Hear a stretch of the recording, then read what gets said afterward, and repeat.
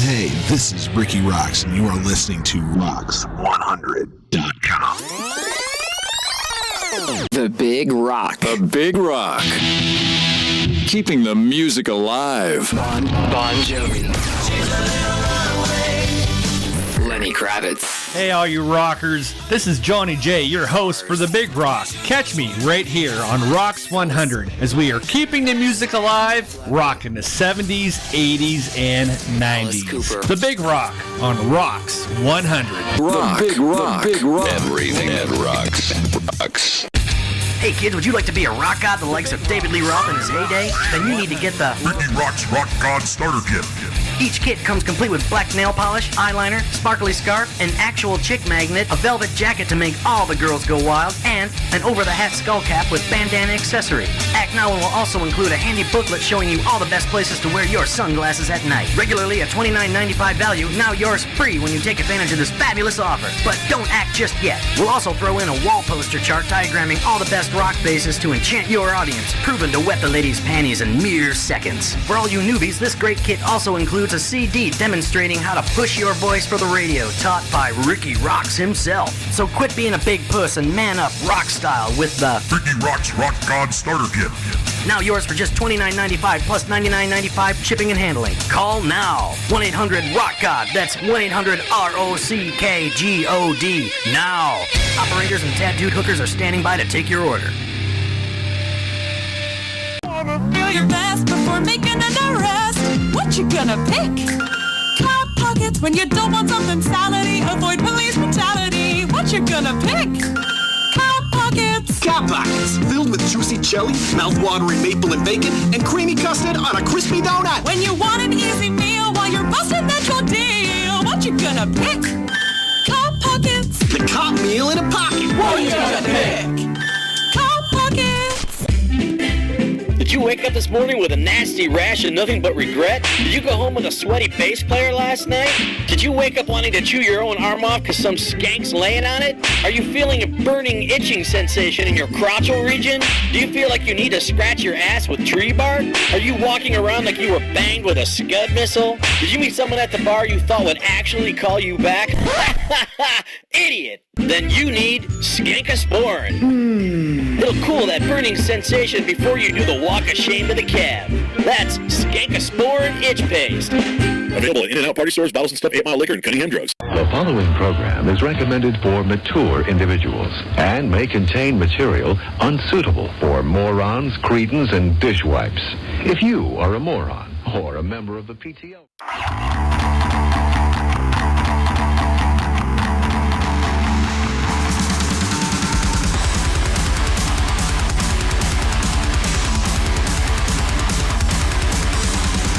Like to gamble, I'll tell you I'm your man. Win some, lose some, all the same to me.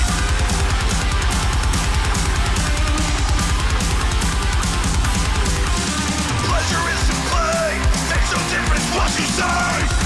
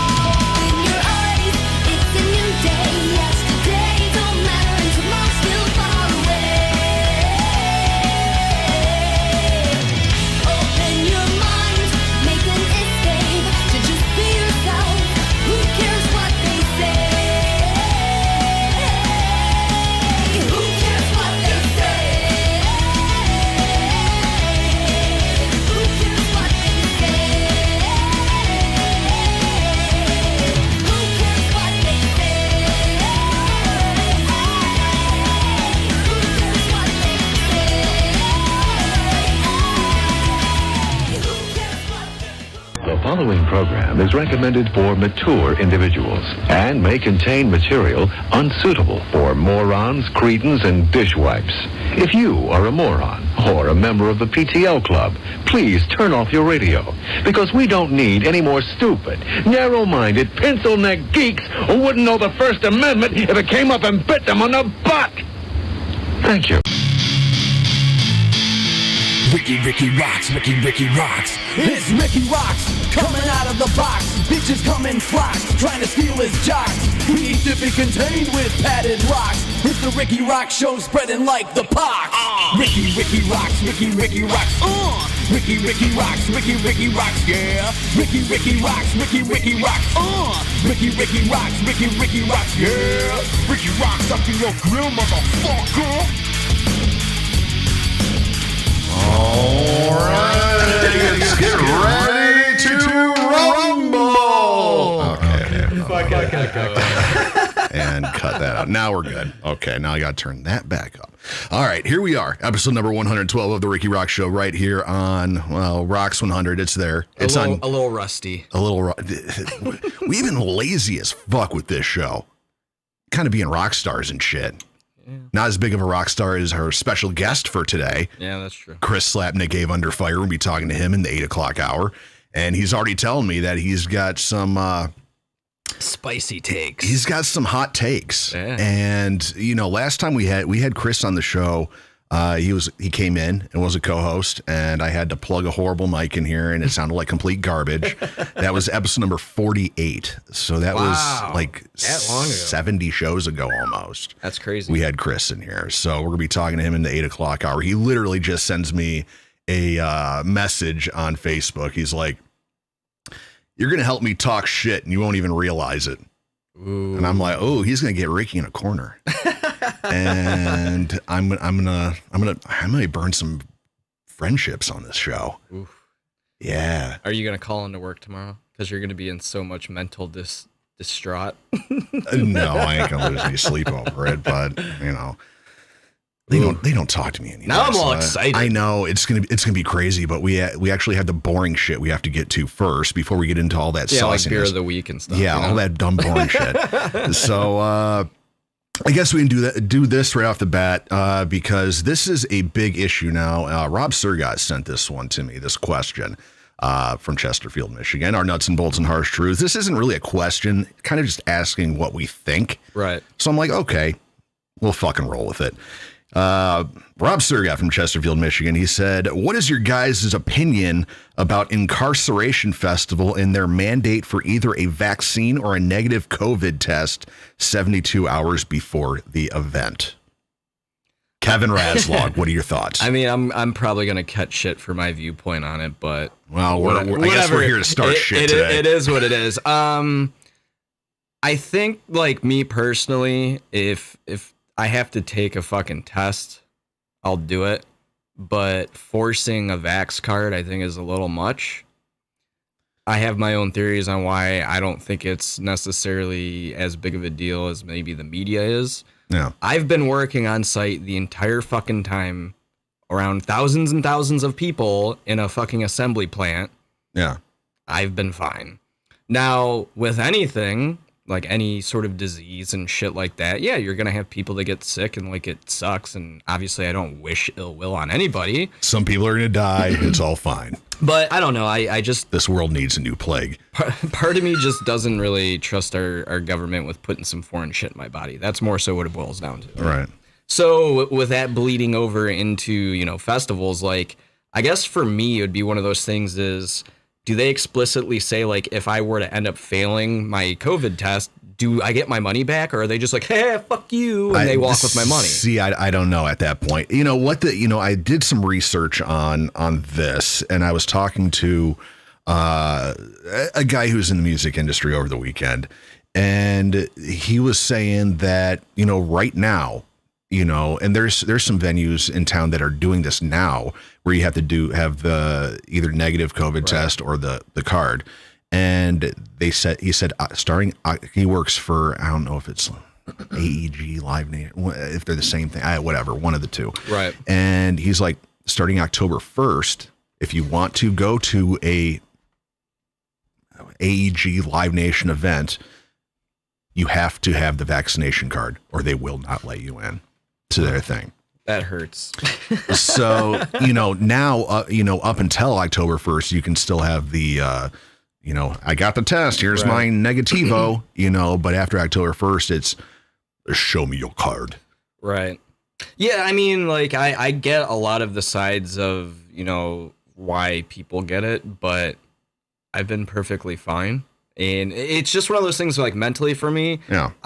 That like 1% chance that I fucking get the vaccination and then like not like growing a fucking arm out of my forehead, but like something fucked up happens. Like, and then what happens if that happens? I could be potentially fucking like ruined for the rest of my life over some shit. You know what I mean? Well, I mean, that's I just don't have faith in those fucking people. That's my problem. And the people said the same thing about the fucking polio vaccine and all that shit when it came out.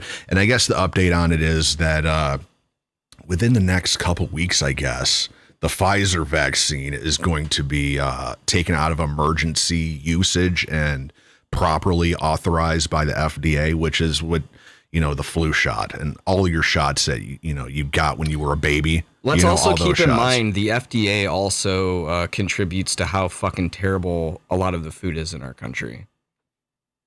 The shit that has zero like actual benefits. So is there a time where Kevin Razlog would, from Georgia Need, featuring Razlog Kevin as Mary Gallivanters of Gormandizers, playing Lapeer Days, is there a point in time where you'd be like, okay, I'll get the vaccine now? They want to put $1 million in my bank account, maybe. If it's like 10 years down the line or something like that, and there's been nobody growing arms out of their nose or anything like that. And they're like, oh, there's nothing happening, with this. And it's proven to do what it said it is. I think that's been more of the hurdle that I face mentally is that it just came out of the fucking woodwork really fucking quick. Yeah, I know they've done tests on it. They actually gave us the results of like the preliminary tests where I work. And there was actually more people that died from the trials and shit. Yeah. And it was like, there was like placebos, there was this and then this and then this. And then like one of them, like out of like 1,000 people, like 100 of them died. And I'm like, so they basically died for fucking nothing. Yeah. And I'm seeing that and I'm like, well, some fucking dudes in his ivory tower just counting his fucking millions. Yeah. And it's like, oh, poor little Jimmy. Like, sorry, bro. Tough luck. I saw I don't know if it was you who showed me this, but somebody showed me a meme. What was it? It was the people who brought you the Pfizer vaccine to keep you alive also gave you Viagra to bring you back from the dead. Yeah, I saw that one. It's a touchy subject, and like I'm not trying to play, like I'm trying to understand both sides of it, right? Like both my parents got it, the vaccination and shit. Yeah. I mean, my dad straight up didn't want to, but my dad's also at an age where he was like, well, I'll send it. Fuck it. You know what I mean? This is, this is where, not to, it's Nicole's family, so I don't really care. But she has a cousin that lives down in Florida, ultra right-wing Republicans. 2 kids, and a mom and dad. They all got COVID. They were like, no, we're not wearing masks. We're not getting the shot.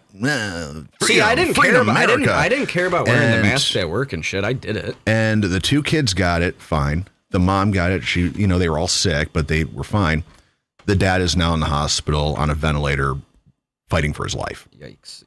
Because he got pneumonia from it. He can't breathe. Oh, okay. And they're like, yeah, you got COVID. And from COVID, you got pneumonia. Right. And he's been in the hospital for like 2 weeks. So it's, it's the thing, so, talking to people, in the music scene and all this, they're saying that this shit's so bad now, this new variant and shit, that even if you have the vaccine, you can still get COVID. So, and that kind of leads to the next point. I'm glad you brought that up. Then what was the fucking point of getting it in the first place? If because the variants what that vaccine is, they never said that getting the vaccine will keep you from getting COVID. It will keep you from dying from it. Like I could get hit by a bus tomorrow, but I get what you're saying. Yeah, it'll keep you from being Nikki's cousin's husband who's in the hospital on a ventilator, 50-50 shot whether or not he comes out of it. If he would have got the vaccine, he probably would have just gotten sick like everybody else and been over and done with it in a week or two. Right. Well, I guess at the end of the day, and like I said, I don't want ill will on anybody, but given the line of work that I've been in, I'm surrounded by thousands and thousands of fucking people a day. People are absolutely disgusting and have zero regard for sanitation and like personal space and health. And I truly believe that like if you semi take care of yourself, you're probably going to have a hell of a lot better chance. Yeah. And I think a lot of that boils down to is just people being fucking gross. Yeah. Like I said, I've been around people the entire time. Like I constantly wash my hands. Like I take, normal precautions. Yeah. But dude, people are just fucking He takes gross. his vitamins. Yeah. So, and I was talking to Nikki about this last night, and she's not going to shows. She doesn't go to them. She's like, it's just too, like you said, too many gross fucking people. Right. I don't know if that fucking greasing fucking dude wants to rock out so hard, but he's gonna fucking hock a lung in my face and blow COVID in my mouth. Right. Kind of thing like that. And I asked her, I'm like, well, would it make you feel more comfortable going to shows if they checked everybody for a card? She's like, I'd feel a little bit better about it. I'd still have reservations. I'd still wear a mask, but I'd feel a little bit better knowing that everybody in that place, has a card. They're easily forging shit. I agree with that. Coming from the person that doesn't want to get vaccinated, like I totally get that. And part of that is because me, like I just said, people are fucking gross. Yeah. So if I'm in that situation, it would make me feel better for sure. And she's like, that's the big reason why I don't want to go down to Blue Ridge, because there's, it's not just some bullshit local show where there's 50 people sitting there, Right. Even though Blue Ridge is like outside, but she's like, there's 40,000 disgusting motherfuckers there that spent a truckload of money. So even if they had COVID, they'd probably go because they didn't want to burn, however much money they spent. Right. So she's like, fuck that noise and all those gross, disgusting people. I'm going to stay home and sit in my cave. So I mean, we'll just be hanging out backstage, so I'm not too worried about it. And I guess the thing is, there's a lot of bans right now because the vaccine is not only for people going in, everybody who works there has to have it. All the bands that are coming in there and their road crew has to have the vaccination cards. Right. So, you've probably, if you're ever go on Blabbermouth or something like that, the news shit, there's tons of musicians that are just like, fuck that. I ain't getting the fucking vaccine. And now they're forced off the road. Offspring's drummer couldn't get it because of some medical condition. Yeah. And so they had to replace him. Yeah. Like shit like that. Obviously, I don't want to read that. That sucks. But, there's a lot of bands that have just, it looks like we got to cancel our tour unless we're going to go play mom and pop shops around the country, and there's bands that are just pulling out of tours being like, fuck, we can't go out on tour. Half our band doesn't want to get vaccinated, and that, yes, that's you're right. But like with everything, there's consequences for your decisions, True story. I got the vaccine and what was the one Johnson & Johnson that women were getting like blood clots or some shit like that. I'm like, well, I do wear a lot of makeup. I am very feminine. So let's wait for that blood clot. I tend to not like watch the news just because of the amount of misinformation. So, yeah. Oh, shit. The chat is blown up. Steve Engel is there. Greetings all from Mississauga. I need to throw this out. We didn't get to do it last week because I didn't get to see Steve. But I got this in the mail. From Steve Engel in Mississauga, Ontario. If you don't know what it is, this isn't for me. This is for Little Mason. He got him a little Motorhead onesie. So, Steve, very much appreciated. Thank you. So, someone in the chat said, how am I going to play if I don't have the vax? Well, Jeff doesn't either. Well, it's, if you're playing mom and pop shops, if you're in a local band, I doubt there's going to be. So where it boils down to is because right now this is all like Live Nation, AEG, you're true, but I have seen some venues that we would typically kind of play in different states that are following in line with that. So yeah, if that's the case, I guess I am playing. I know here in Detroit, Smalls and Hamtramck, it's kind of like the soup du jour of Hamtramck venues. They require the card and the or the. I mean, I work in IT, test. so I'm just kidding. I wouldn't actually make a fake one. So, it is a thing, how long this is actually going to last, if things go back down again, are they going to... So this person said they're talking about Blue Ridge. As far as we're aware, Blue Ridge doesn't have any restrictions or stipulations. Yes. And speaking of that, that was put out there that Blue Ridge isn't going to do the mandatory vaccinations and all this. And I was telling you this at practice. The guy who put it all together is a young kid. Yeah. He's getting death threats saying that he doesn't care about people's health and he wants to start a super spreader event. When the same person said, I thought you said they were requiring, we were talking about venues that are. Yeah. And, if that's the case, if they are, then... Okay, so Blue Ridge is independent DIY. It's not Live Nation or, when you go see Guns N' Roses at Comerica Park, that's Live Nation. Slipknot, Live Nation. Your outdoor amphitheaters are going to be Live Nation, and your big stadiums and all this are Live Nation, or even your mid-size, a lot of your better-known mid-sized theaters, like here in Detroit, the Fillmore. Yep. St. Andrews and the Shelter are Live Nation as well. So that's going to be interesting. But the mom and pop ones, though, that like the Token Lounge, the New Dodge, those are the ones Diesel. that you hope. Well, if you're in our position, don't require it. Yeah. But if they do, then it is what it is. And I was talking to Louis from the New Dodge. He's like, I don't know why the small mom and pop shops would require that. We're having a hard enough time as it is keeping our fucking doors open. Well, you're limiting it even more. So here's my problem. Fucking Walmart, Kroger, Meijer, all those fucking places. There was no restrictions on the amount of fucking people per aisle. They just said, try to social distance and wear your mask. Like, what's the difference between going there with thousands of people all trying to get toilet paper and food and going to the Token and there's like 100, 200 people? Yeah. Like, I get the social distancing aspect of it, but I mean, realistically, I was more fearful of going into a Walmart scenario. Right. Because, like I said, people are fucking disgusting, and there was tons of them everywhere. Yeah. And, like, people manhandle boxes and shit of food. Like, they could pick it up, start coughing on it, and put it back on the shelf. You know what I mean? Yeah. It's a tough a tough subject. And I think this is not going to be a permanent thing. I'm sure. Fucking better now. I'm sure Live Nation that it's one more guy they got to hire and shit like this, and they're.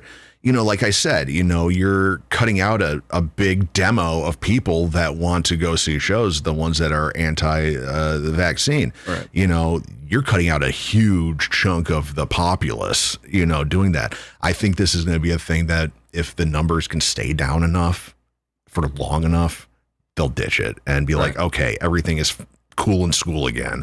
We're going to fire that guy whose only job was to look at that little piece of paper, going to can his ass, throw him back to the unemployment line, and just let whoever the fuck wants to come in. You know who that guy probably was? It was probably someone in IT that they said, hey, sucks to be you, but this is now your scope of work. Ask me how I know that. That's what they forced me to do at the job I just quit. Really? Yeah. And then they started having us handing out masks and wanted us to do bathroom duty. Yuck. Yeah. I was like, I didn't go to fucking school. Like, do you realize my bill rate? Like, you're going to pay me to do this shit? Like, get the fuck out of here. You're going to pay me $6 figures to clean a toilet? Fuck no. So yeah, that's a thing. And, there was something else. I saw this news article. I want to talk about this too. And I'm sure we can probably maybe talk to Chris about it. Let's see if I can pull it up. I sent it to myself. Oh, look at that. Because I saw this news article, I'm like, dude, this would be, because EVA Under Fire would be talking to Chris Slapnik in the 8 o'clock hour. They've had, very good performing songs. Oh, God, what's all this garbage? Jesus. God damn. RollingStone.com. What kind of AIDS is this website? There's just pop-ups everywhere. Rolling Stone. So Jesus. I pulled up this article. I will throw the link into the chat here, and so you guys can check it out. Check it out yourself or whatever the hell you want to do. But it was, let me post that. There it is. It's the title of the article, a #1 radio hit cost $200,000 according to one label head. So this guy, his name's Coach K. He's a founder of a hip hop label. talk about the price of radio promotion at a recent summit. You know, I don't know a lot of these artists. 2 Chainz. Oh yeah. Yeah, he's done 2 Chainz, Migos, Lil Yachty, and Lil Baby. I've heard of a few, yeah. He said everything costs money. It's the way of life. Radio is no different. When you sign artists, they're like, so when am I going to radio? The executive continues, to take a record that you all see on the radio to become a number one, that's $200,000. Then it goes on, they say, an August article in Rolling Stone, radio veterans detailed the process of buying their way onto the radio chart by paying to get added to different stations' playlist. At a format like AAA, that's, you know, your smaller things. Right. Averages about $500 per ad. In hot adult contemporary and top 40, it could be anywhere from $1,000 to $2,000, depending on the competition. 2 other radio veterans estimated the total cost of promoting a song to urban radio and transforming into a hit was, was between $100,000 and $125,000. Coach K's estimate of $200K suggests that burden for artists hoping to win at radio might be even higher. They also referenced a 90s article. Remember that band Semisonic? Yeah. Closing time. Yeah. They paid $350,000 to get that song on the radio. What? And it did not even become a top 10 hit. Really? So they spent $350K to get. So you can thank money and payola for closing time. But their residuals that they're getting on that have to be insane because that song is used in so much shit. I know. So it's literally every bar when I was in college, as soon as it hit 2:00, that was the song they started playing. Yeah. I mean, do they still do that? Fuck if I know. They did when I was younger, but I don't know. Okay, so it's a thing, you know, payola's a thing, you know, and it'd be something we could talk to Chris about because, you know, he's in that he's in that stratosphere. he's in that big gamer shit. Yeah. You know, major label. He ain't fucking around with no dude in his basement with a CD burner. Right. Right. You know, he probably has a little bit more insight into all this, and this kind of goes into what Alfonso from Heartsick, you know, he talks about money and how much all this costs, and how he's gotten to where he is with no help and doing it all DIY. And hopefully the next couple of weeks we can talk to him and kind of get his intel on all that, because if you're not friends with him on Facebook, he's posting pro tips. He's basically just like relaying insider secrets, and like a lot of this shit people might kind of have an idea of, but for him to just come out in the open and say, hey, this is it, like on a fucking platter, is super cool, because it's one of those sides of the business that if you don't know, you just may not know. You know what I mean? Like, even when I started doing booking, right? Like, there was a lot of things I thought I knew, and then like when it comes to like the radio campaigns and promotion and stuff like that, there's a whole nother side to it that like most people think it's just, oh, fun, let's play. Yeah. It's like literally the smallest portion of you being in a band is actually playing. You know, it's like stuff that you won't, you know, your normal Tom, Dick, and Harry band, you know, they reach a certain point and they don't understand why they're not getting any further. It's when all that extra kind of shady, borderline shady shit. It's a racket, essentially. You know, spending that kind of money to get on radio, where most bands, you know, I was guilty of that, you know, well into my 20s. Well, if our songs kick ass enough, people will just pick it up. It doesn't work like that. It doesn't exist anymore, unfortunately. You know, that's why you have artists like 2 Chainz on the radio. I've heard of 2 Chainz, but my wife probably is like, oh yeah, I love 2 Chainz. No chains. Shit's fucking garbage. So, Kevin, we've talked for a little bit about COVID and all that. The chat was going fucking bonkers. It's been a while since we talked on air, because last week I went on air. I talked to you a couple hours ago, but I was at Guns N' Roses last Sunday. That's why we did not have a show. So, awesome set. Axl fucking killed it. And I was going to actually play a new Guns N' Roses song, but I figured, this is an independent thing and don't want to play. Get the copyrighted material. Yeah. So what have you been up to, man? You started the new job, or you're starting the new tomorrow, job. Yes. Yeah. You got your big old walk off on Thursday. Yep. You got your exit interview. You know, last time we talked, you were like, oh man, some guy's getting thrown under the bus. It's not going to be a fun time. And I'm like, come on, Kev, do the big fuck you fight. You're like, no. How did it roll out for you? So before I go into that, one of my coworkers sent me this dude who put in his 2-week notice. It was that picture of SpongeBob that said, I'm a head out. Yeah. And it said, like, to whom it may concern. And then it had that meme, and then it said, my last day is, whatever. I was like, oh my God, I so should have fucking done that.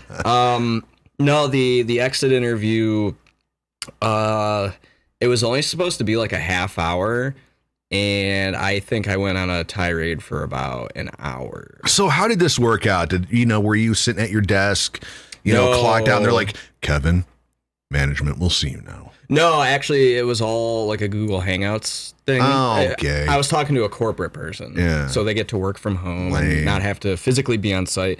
No, I actually went outside because I had a feeling I was probably going to get kind of animated. Yeah. And I didn't want to do that around my coworkers. Yeah. So, I was just brutally fucking honest.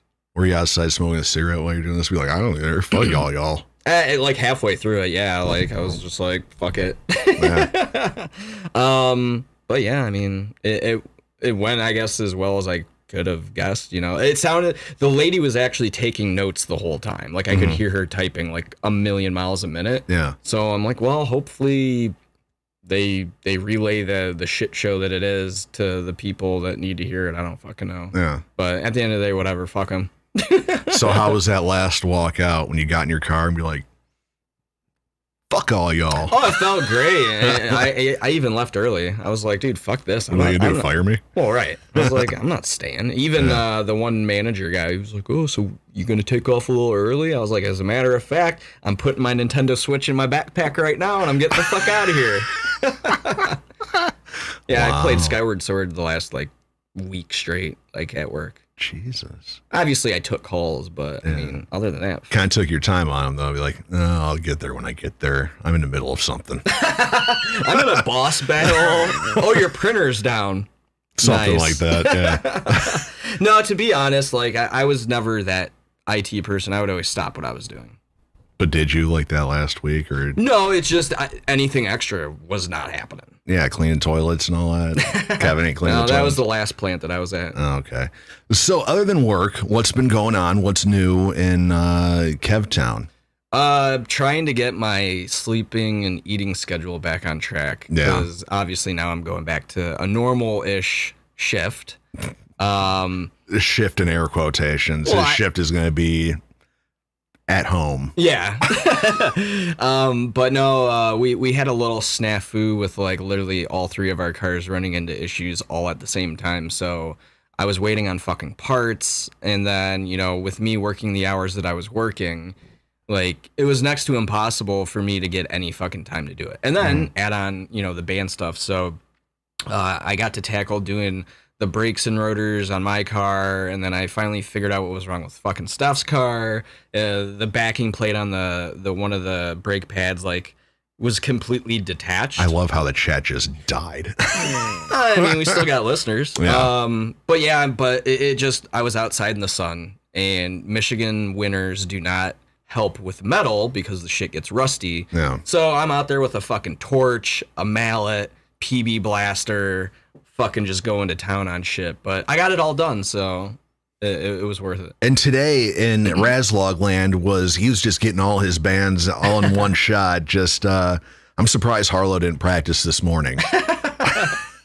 I'm running that shit like fucking corporate America. You are, man. On time, baby. You're like, okay, casting shows, I can fit you in from 11 to 3-ish. And then I have George and Eden featuring Razlog Kevin as Mary Galvanters of Wonderful Gormandizers. Steve Dave's getting fiery in the chat. Oh, what's going on? He said it died because you didn't read the comments, not typing if it doesn't get read. Ooh. Jeez. Steve, are you sober? I don't think I've ever seen, unless you're typing in like a jesty kind of way. No, he's talking shit. Did you hear Chet Hanks shockingly anti-vax considering his dad Tom Hanks is a pro-vaxxer? That's awesome. Oh, I didn't even. Great story, bro. So, I posted, in the thing that we had our very first guitar audition for Casting Shadows. And it's somebody that Kevin's known for many, many decades. Yeah. Decades of crazy of knowing this guy. Okay, so you want to give the listeners a little intel on who this mythical creature is that they call a dependable guitar player? Yeah, so it was really funny because you were making those posts that we were looking for a guitar player. Yeah. And I want to say I was actually at work and it was like midnight or some shit. And he's like, hey, man, like, I know it's been like 20 fucking years, but he's like, are you guys still looking for a guitar player? And me being me, I'm like, actually, both projects I'm in are. Jesus. So Danny was actually the guitar player from the very first band I was ever in when I was back in like high school. Mm-hmm. We basically broke up because like everyone was going to college. Yeah. So like we were together, I think like 2 years maybe. Oh man. You That's know, a long time. That's a long time for. It might have been like 8 months, but it felt like 2 years. And I think we did, I don't know, maybe like 10 shows. Like, oh God. It was a big deal back then. Jesus. You know, playing the Rochester roller skating rink. Blue Note man. Cafe. Anyways, dude's really, even back then, was a really good guitar player, super dependable. But yeah, he was like, yeah, you know, can you, another Rochester brat. Hey, Rob, these Rochester brats bring the fucking fire. Even Ricky said, man, I did. What's with all you guys coming to practice and jams prepared? Like, that doesn't happen normally. And Ricky's kind of right. We've auditioned plenty of guitar players over the years where we're like, all right, let's run through the set.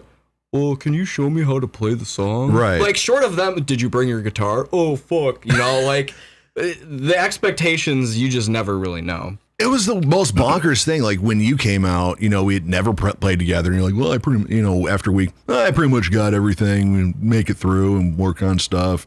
You're like, what the fuck? What kind of tomfoolery is this garbage? You know, it took me fucking 3 months to learn the whole damn set, and here's Kevin a fucking week. I got it down pretty much. Just got to tweak a little things, and then Danny comes in, knows the songs note for fucking note, even the guitar solos. I'm like, this is what's on the record. Yeah, and I'm like, what is it about? What's in the? Do you filter your water better out there? It's like I grew up in Ferndale. $100 bills we used to filter our water. $100 bill filters. It's like, man, everybody from Rochester is just pretty much money. So you're looking for somebody in a band and you're messing Detroit. If they're not from Rochester, don't even fucking bother. No, so like Danny actually went to school for music. Like he's a teacher. I mean, me, like for drumming, like I just love playing drums and I would never go to an audition unprepared like that. That's just me. But I don't know. I guess maybe that's the correlation of us like giving a shit more. Who fucking knows? I don't know. See, the thing is when I went to I didn't even audition. I pretty much had the job. I literally didn't audition. Hey, Ricky, doing shots? Yeah? You got the job? Yeah? I literally didn't audition at all. Nothing. I kind of knew a little bit of the songs, but not really, you know, and I just showed up. Like every band you've been in? Yeah, I knew jack shit. Like the first time I hung out with them, I said this a million times. We did the fucking falling down video, and it's like, okay, I guess we kind of got this song down. I guess we can move on to something else. Can you show me how you play that? You know, and it took fucking 3 months. You fucking Rochester kids come in just surfing in on your fucking golden jets of talent and skill and professionalism, just knocking shit out of the park. I'm like, making me look fucking bad. Thank God I got the job in the band before you guys did. Because I think Jeff's getting spoiled. I know a couple bass players. No, I'm just kidding. They're from Rochester. Moving on. Oh, man. So what's going on in the chat? Rochester people are pro. I guess that's a thing. So yeah. We're going to be talking to, like I said, talking to Chris Slapnik, EVA Under Fire. I guess he's got some venom to spew. Ooh. And he supposedly, I'm going to have to hit him up again. This guy wants Steve Engel asked about the drum solo. I have not put any work or thought into that. Basically, between both the bands, George and Need, we're playing Lapeer Days this weekend on Saturday. And we have to fill an hour-and-a-half set, so... we've devoted most of our working time to getting, you know, a couple of these songs buttoned up that we're throwing in last minute. So So an hour and a half in this practice today. How many songs did you practice? Okay, so we practiced 3 songs, but we ran through them a bunch. Are these half-hour songs? No. You going back to your old Fish jam band shit? No.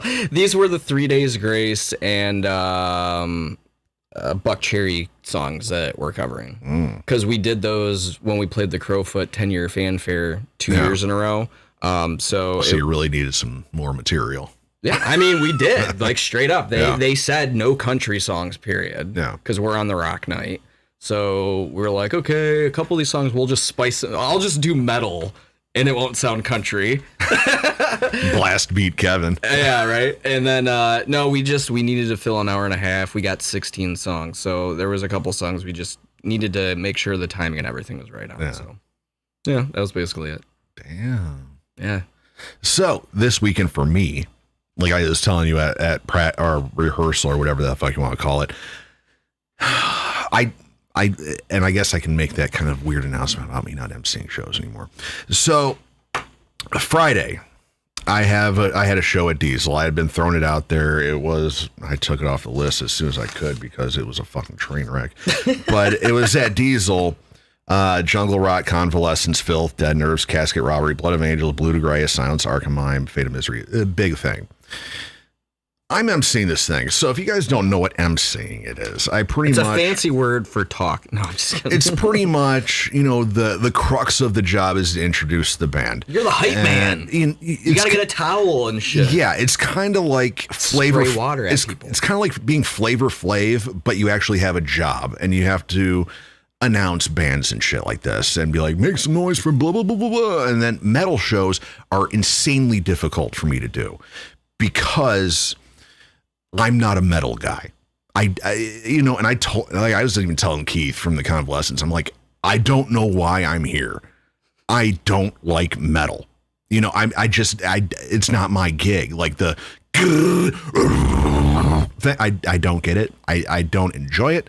It's not my thing. And he's like, don't worry, bro. You're good at what you do. That kind of thing. He understands. He knows it's not it's a tough. That would be like me announcing like a fucking like fusion, like jazz, like a cappella group. Yeah. He's like, yeah, I understand. It's a tough brand of music for rock guys to get into. I get it, and so this is, doing the emceeing thing.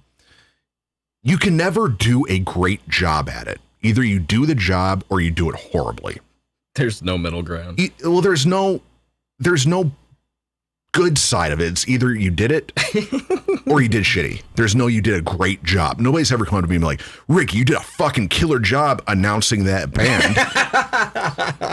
Nobody says great job. It's like, okay, congratulations. You can read the drum head. And so that's what I do. I read the drum head. I forget the band and I'm like, Ricky's got his fucking trick. Hey, everybody, are you ready for? Yep. Mm-hmm. This band? And so it's like, and the thing about metal shows, that I've grown to not like is they drink so fucking much. And it's like by the end of the show, because I always want to do a good job at what I do. So when I introduce a band, I'm getting this. Yeah. So I'm like, in my head, I'm like, okay, I definitely have to start spicing shit up. I got to make this saucy. I got to make it tantalizing. I got to kick some ass next time I go up there. So then I'll start screaming and, This is where Rikki goes off the rails and blows out his voice. Start talking shit and just trying to get some kind of reaction. He's like, I was at my daughter's rehearsal last week and they made more noise than this. Get the fuck off! Stuff, it's like you try to elicit a huge reaction. Yeah. And when you don't, because it's like there's 500 bands on this. So like the first couple, I'm like, okay, I'm getting, okay, Rikki, I don't care about you. So I'm like, okay, gotta step up my game. Gotta do this big shit. Metal shows are the worst because I start screaming and start doing the, make some noise, kind of thing. And then the drinks start going and then I start getting lippy, I'm telling people to fuck off. A lot of people like that, but you say it to the wrong guy, be like, dude, that's the fucking security guy for, he's going to kick your ass when you get, stuff like that. And you start calling people out, start doing this, and people start getting pissed. I'm like, that's not the reaction I wanted. So doing okay, doing shitty. Yeah, it eventually turned into doing the job into doing it shitty. And so then I came home and I'm like, why the fuck do I do? I was thinking, what is the reason? Why am I doing this? Your ego. No. If you want to build your ego, don't go into something where you can't do good at it. So I'm like, why was I emceeing this show? Well, I want to promote the radio show and shit like that. Has it been working? Well, let me ask you this. Do any of the bands openly promote Rex 100? When they're on the show, they do. So the Convalescents when we had Keith on. Well, right, but I'm just saying, for me, right, if I was playing in a band and you were like, hey, I'm emceeing the show, when you make posts, can you at least tag Rocks 100 kind of thing? Yeah. I don't know. It's just a small little token of something you can do. See, when this is the thing. Not that I don't think your decision is right or wrong by any means. It's... when you're emceeing a show in front of a couple hundred people, there are about 300 people at Diesel that night, and bands come up to you, dude, what you do is so awesome. Can I get on your show? This, and this. And I'm like, when I was coming up, I would have loved this kind of thing for a place to play my shit. Even if I wasn't on a show, I'd be like, hey, give these guys a like, hoping that, they'd pay attention and play my shit more. Right. And nothing like this. It doesn't happen like this anymore. It's basically what I do with SJC. You saw my post about them posting all my artwork for my snare drum. Yeah, because I literally just fucking kept tagging them and everything. And they're like, oh, hey, we totally forgot. We need to get some pictures so we can, throw that out there, blah, blah, blah, blah, blah.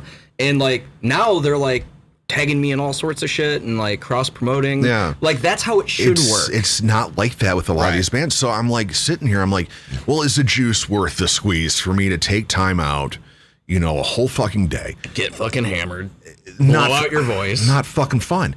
So I'm like, is it worth the fucking squeeze? And I made these nice little flyer things that I'm handing out, giving to people, yada, yada, check it out, like a fucking dork. Check out my little radio show. And they're like, okay, cool. And I'm thinking they're just like, where's the trash? They crumple it up and throw it in the trash. Great, I'll check you out, bro. And it's like, I checked the subscriber. I think it went up by 2 people.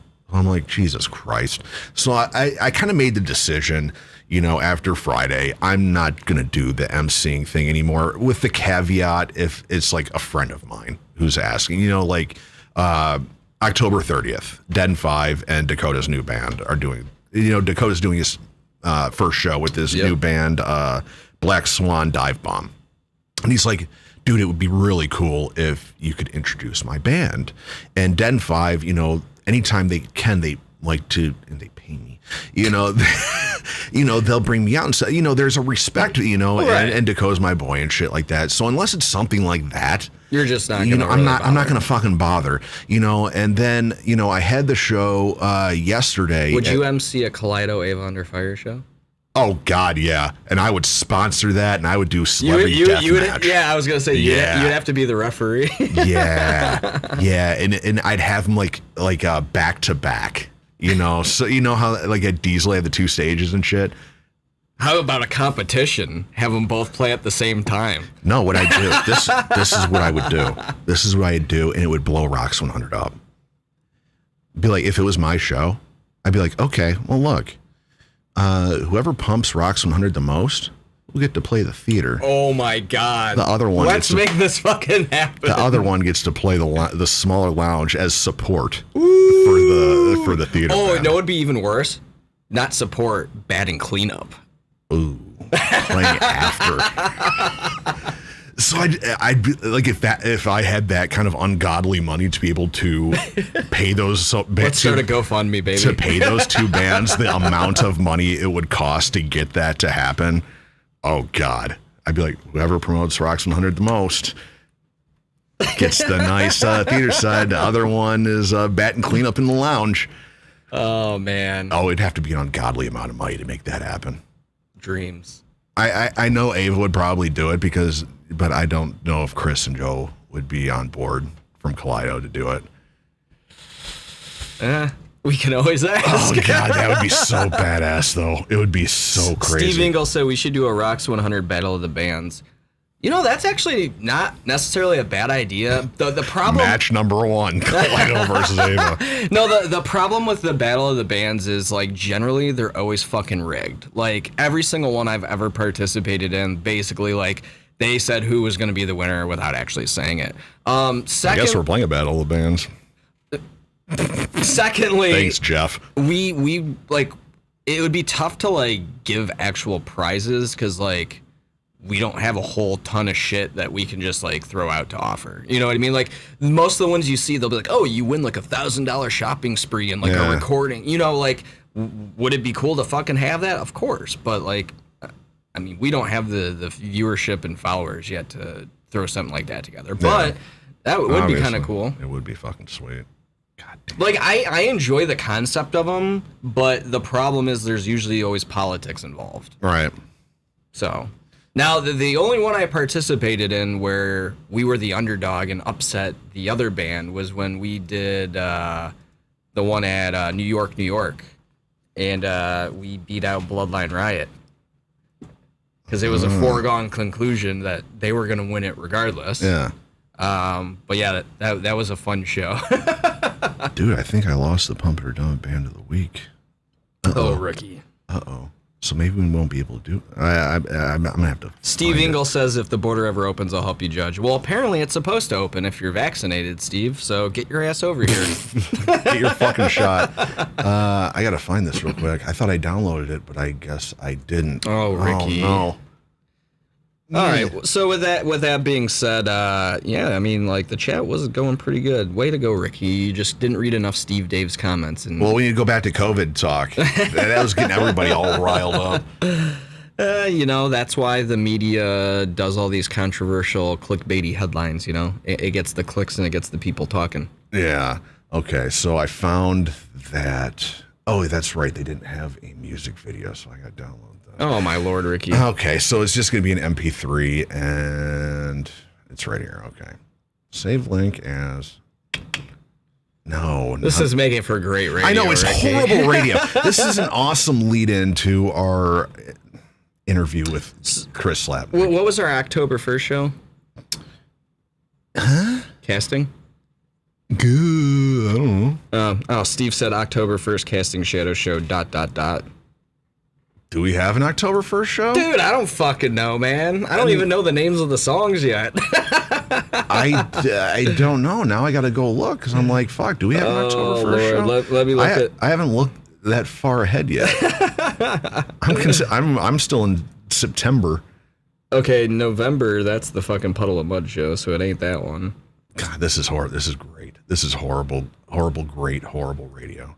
It's what we do. This is why we couldn't throw a Battle of the Bands together. I know. Oh, that's the Diesel with Steve Adler and from Guns N' Roses. Oh, there it is. Okay. Yeah. And there's the song, our Pump It or Dump Band of the Week. Wow, It all came together.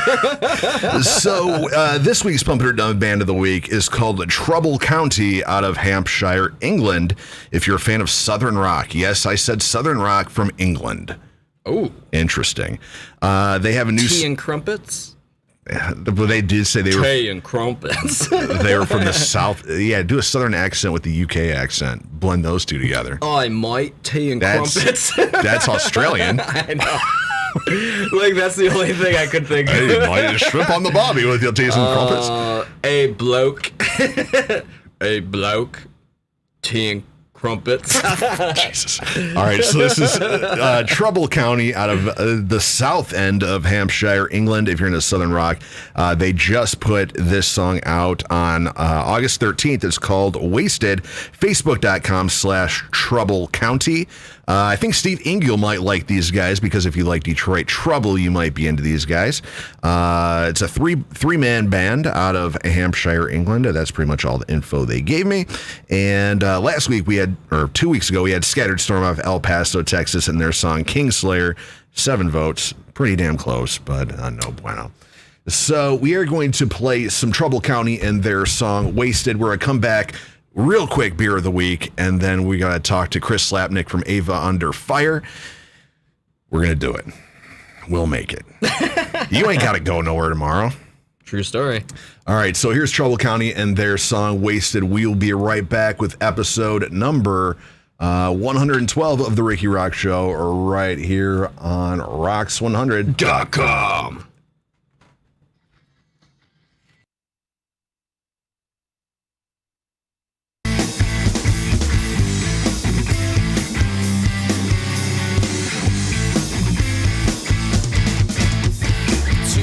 The time has passed me by. It's far too late. I have wasted all my life trying to get away. It's time to make some drastic changes. It is high time. Forever drunk, forever wasted. This time is mine.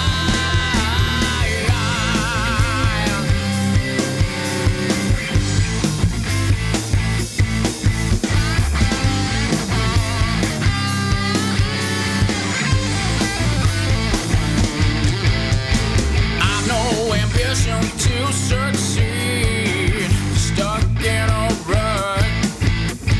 Fear and drugs are all I need. I don't give up. It's time to make some drastic changes. It is high time. Forever drunk, forever wasted. This time is mine.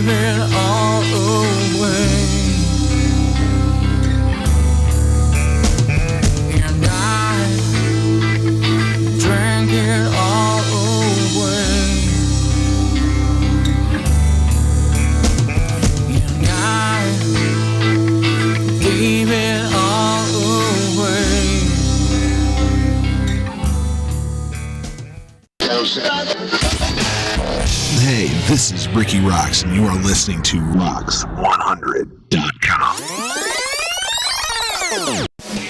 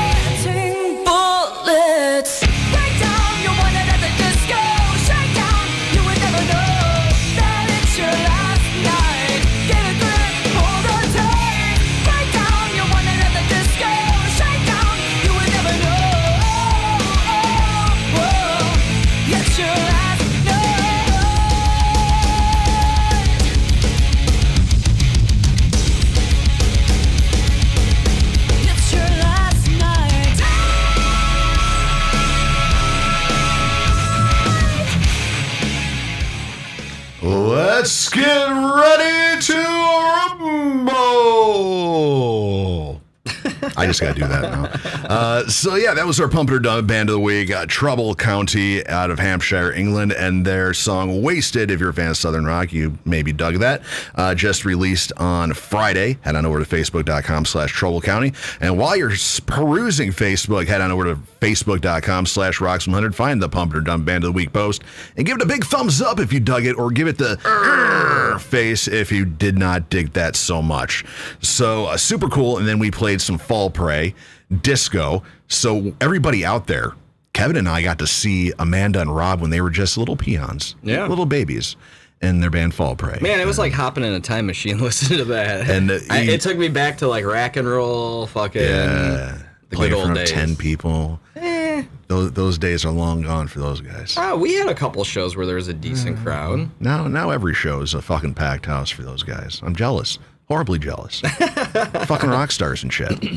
Fucking rock stars and shit. So we are going to get into our beer of the week.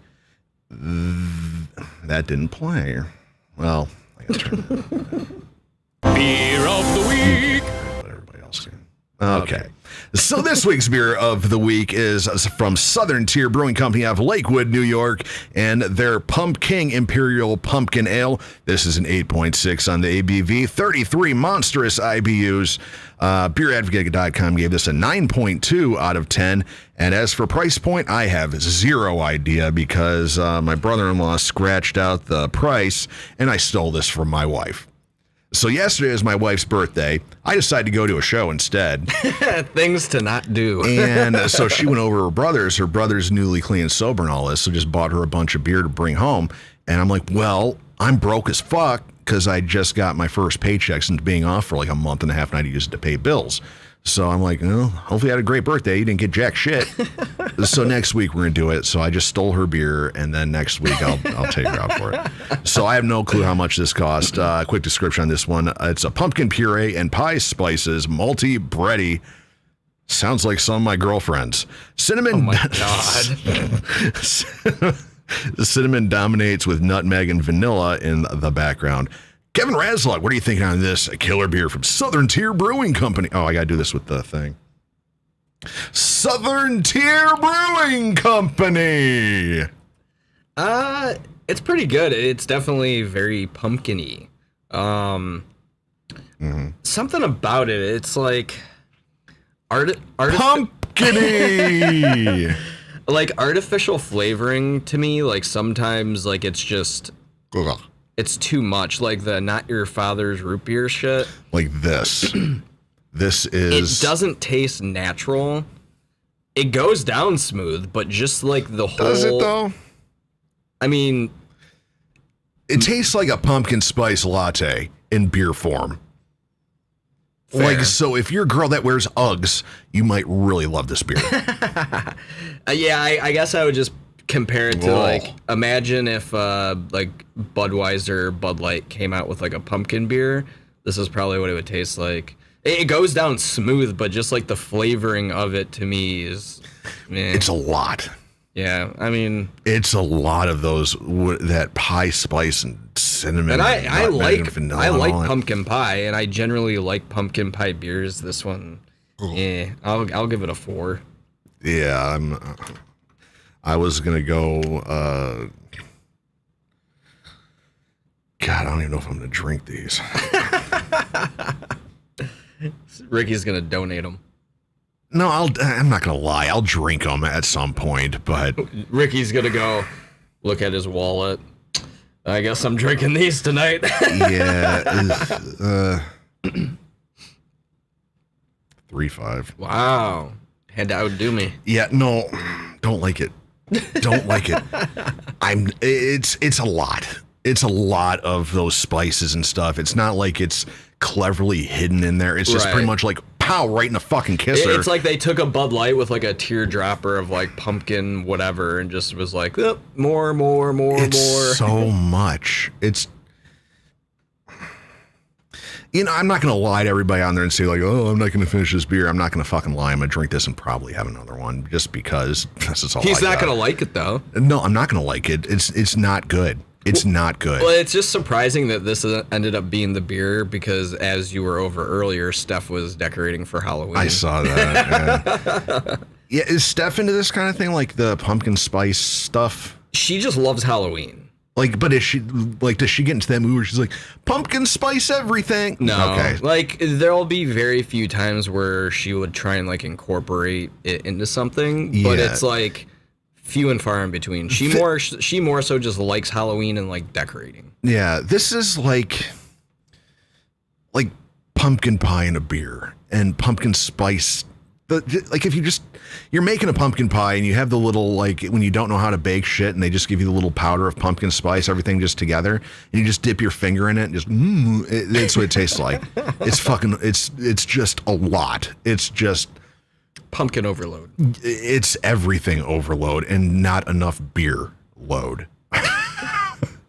So that's this week's beer of the week. I think this might be our lowest rated one. I don't know how you could get a 9.2 out of this. Ooh. Beer Advocate, it's a 9.2. They must have gone to Ferndale. They rated it as an outstanding beer. And I'm like, okay, well, even if this turns out to be a 7 or 8, not bad for free beer. Now I want to be like, yo, bro, take this shit back and get your money. No bueno. I want a refund. No good. Why are there 2 gone? Well, alcoholics. You know. So yeah, that's what's up. That's this week's beer of the week. We're gonna roll into a music video right now for EVA Under Fire and their song "Blow," featuring Spencer Charnas from Ice 9 Kills. I realized I did some punctuation wrong there, so I got to shocker. Yeah, I know, right? We're 100% pro here at Rocks 100. No, we have everything organized. This is grammar. why I'm not on FM radio, because they'd be like, oh, geez, I didn't have the song lined up. So we're gonna play EVA Under Fire, their song "Blow." Spencer Charnas from Ice 9 Kills. Go like EVA Under Fire on their brand new page. I don't know what the URL for it is. We'll get into all that drama shit later. People are hitting me up. Oh, the guy from Indiana hit me up. Oh, that's so wonderful. So EVA Under Fire, Blow. It's a thing. Here it is right here. Then we're going to talk to Chris Slapnik from EVA Under Fire. He's got some venom to spew. He's got a question for us. I don't know what question he would have for us lowlifes, but I guess it's a thing. We're going to talk about going on the road with Buck Cherry. He got to sing "Crazy Bitch" with Buck Cherry. So we were all vicariously living our dream through them. And we will continue doing this through this interview. I'm going to bloat his ego up so much on this interview.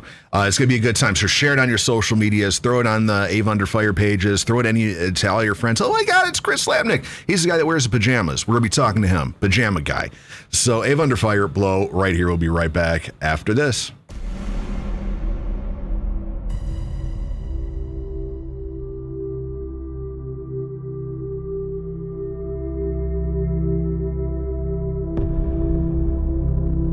Co-pilot, we're lost. No, we're not lost. I know exactly where we are. Bro! You're holding this upside down. You want me to drive?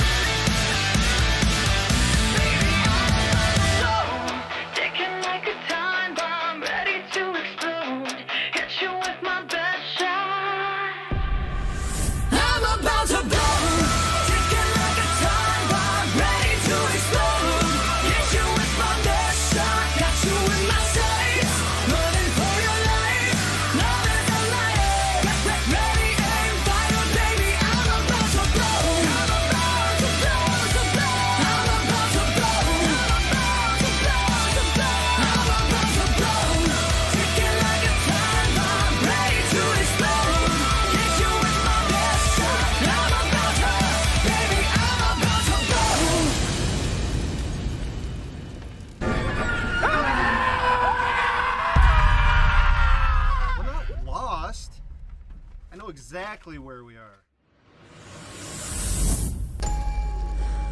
Ever heard of a GPS?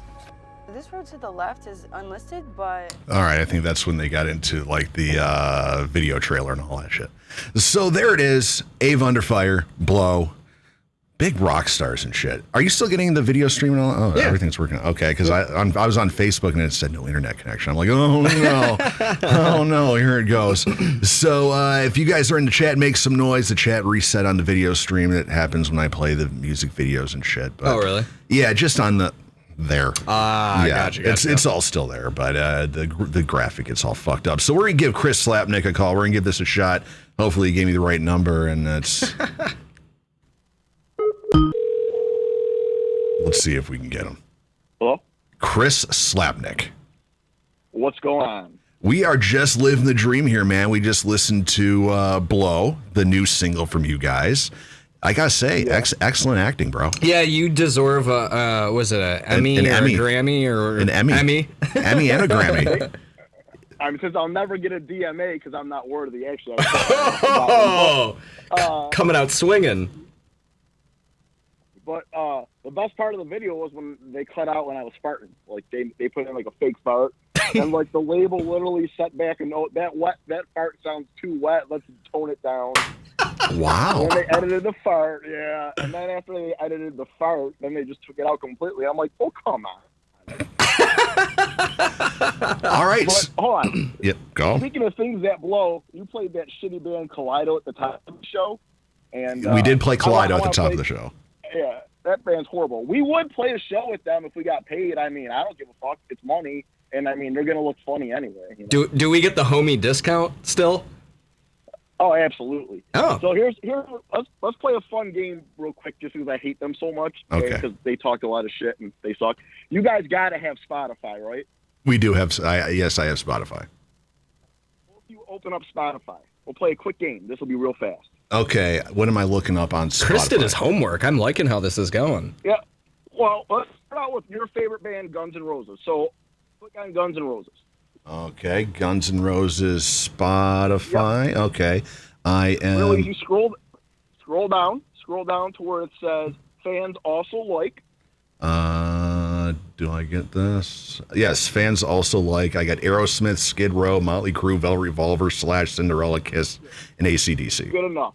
Here's another band I hate, but a lot of people love. Look up 3 Days Grace. Okay. What don't you like about 3 Days? Just out of curiosity.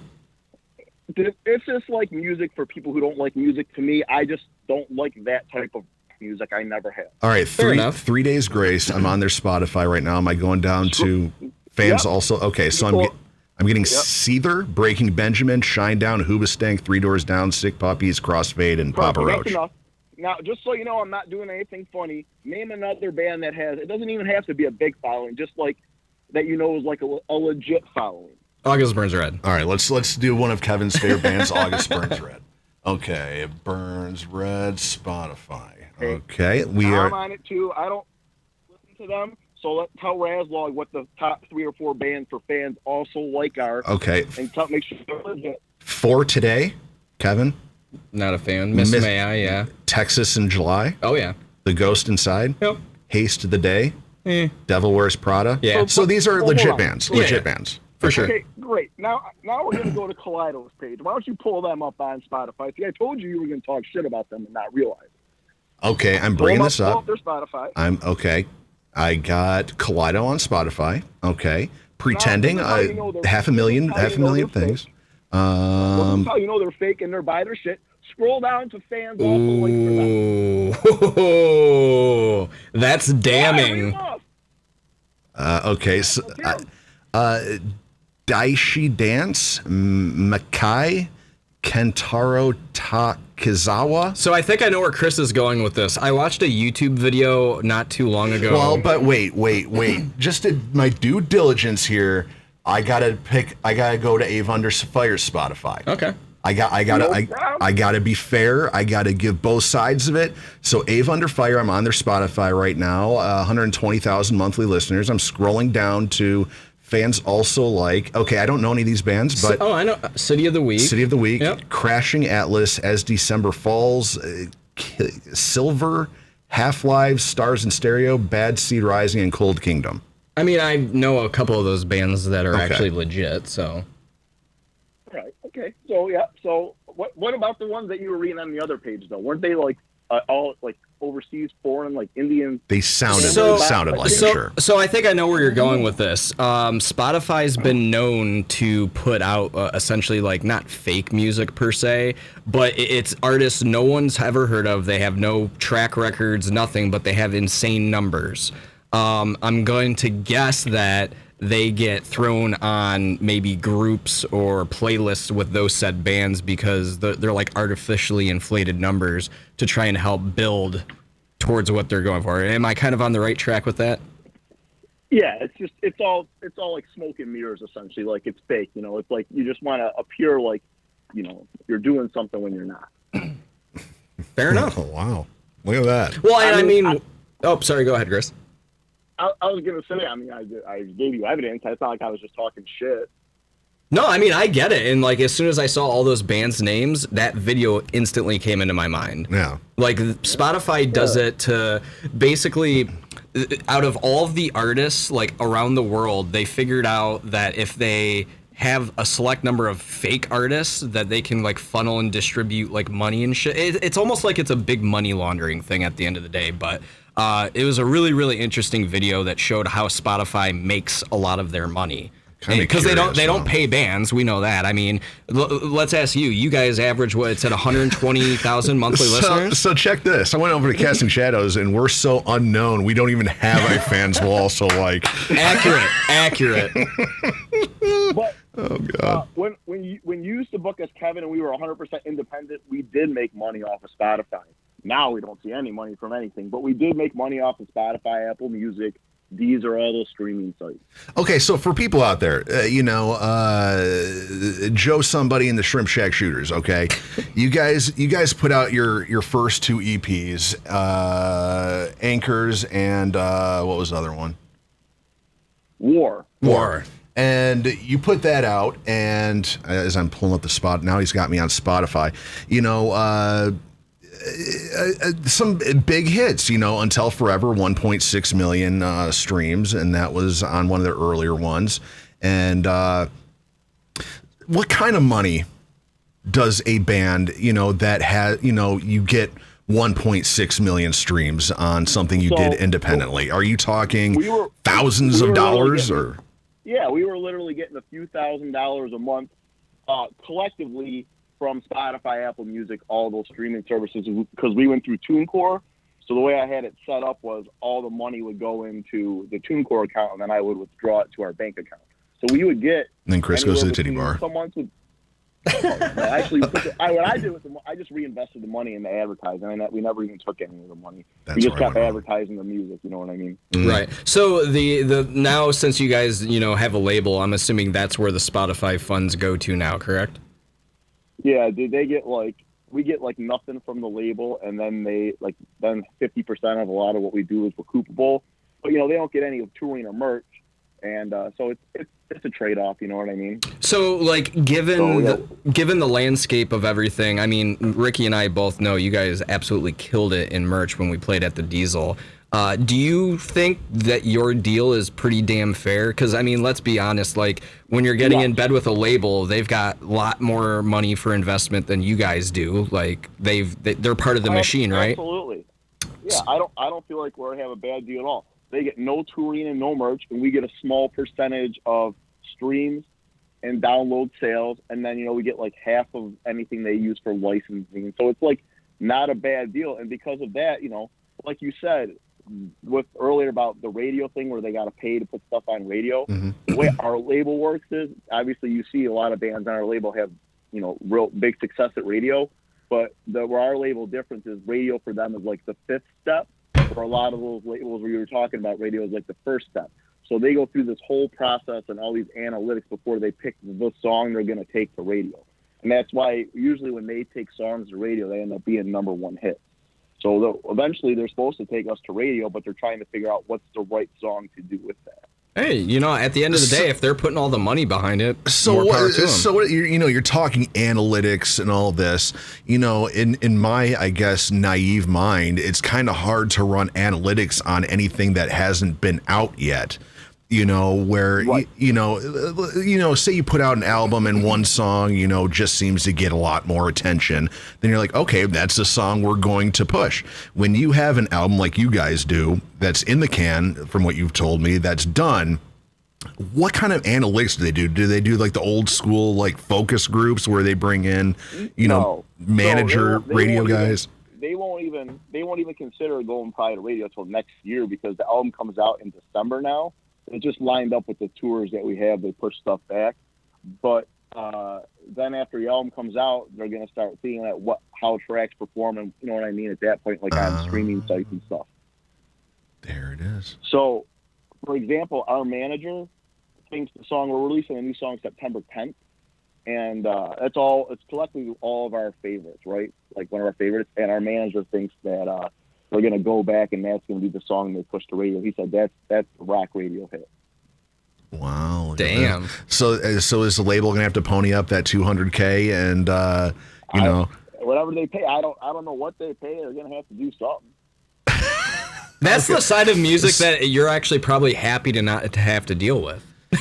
So this is a thing. This is a thing we've talked about on this show, and since you guys are in a pro situation now, you know, you're not shit kickers like the rest of us anymore.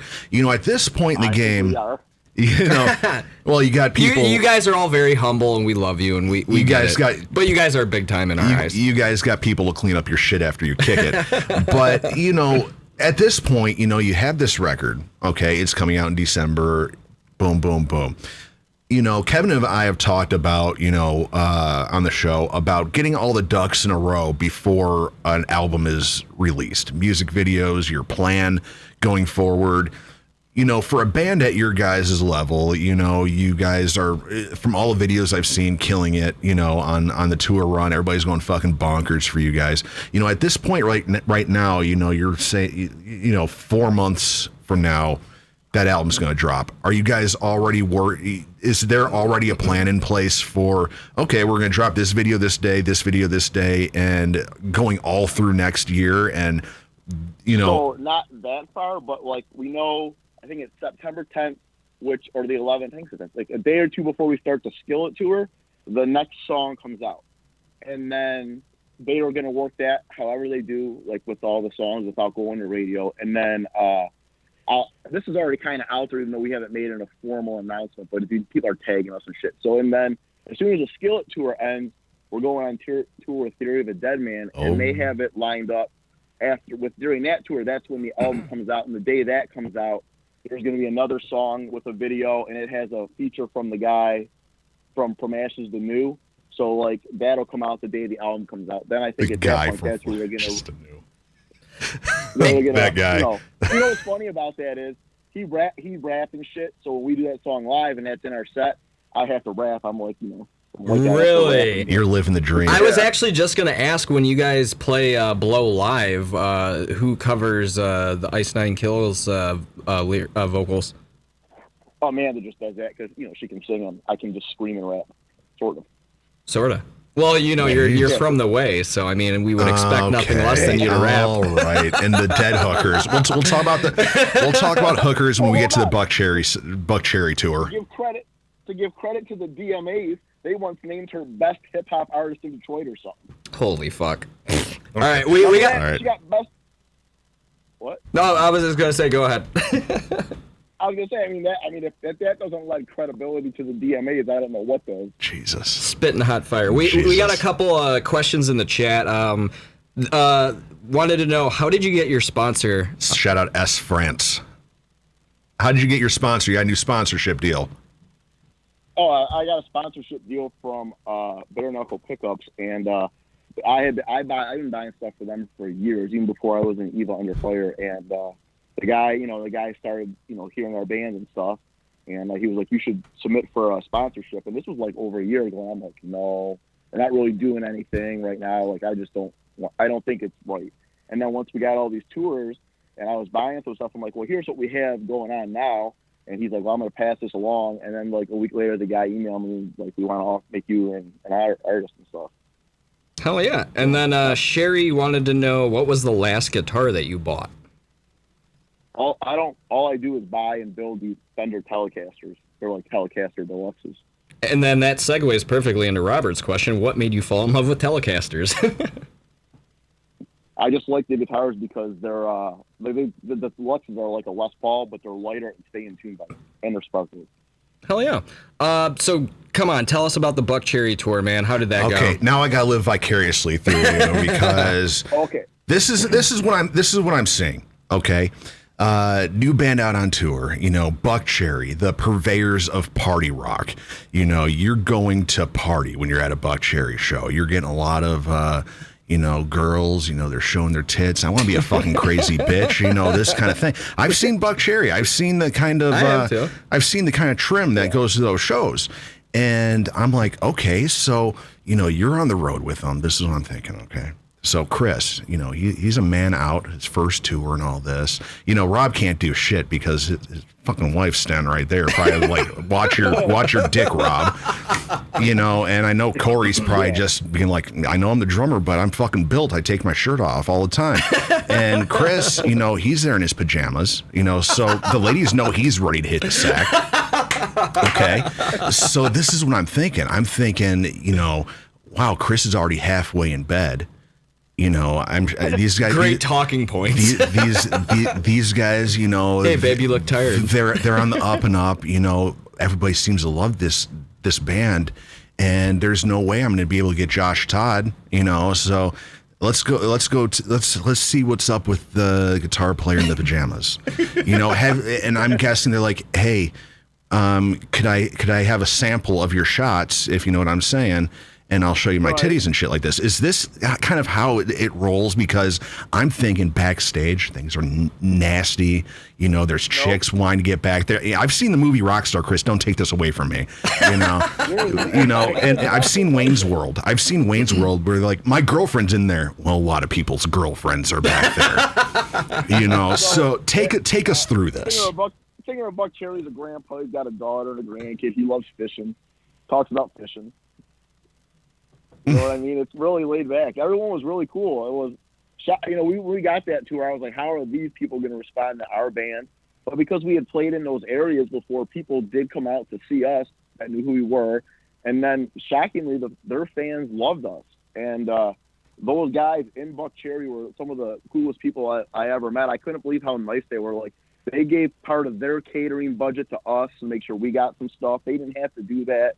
They came out and watched us a lot of nights, took pictures, videos, gave us critiques, different things, and you know what I mean? Like, I don't know. I talked to them a lot. Like, their drummer is one of the coolest people ever, and then their other guitar player, he used to play in that band Jet Boy and knows all these people from the '80s, whatever. He come talk to me every day. Owns a guitar company, offered me a job, gave me his number. You know what I mean? See, this is the kind of shit I wanted to hear because, like, this is not what I want to hear. I know, but Ricky wants drugs, hookers, and cocaine. I'm thinking, okay, Josh Todd's talking about, fishing and his grandkids and all that, so I'm guessing, after the show, he kind of goes off into his own thing. He's not hanging out, drinking and partying and all that shit, not indulging in the rock star life anymore. So if I was in a band like EVA Under Fire, I'm like, awesome. The number one competition is out of the game.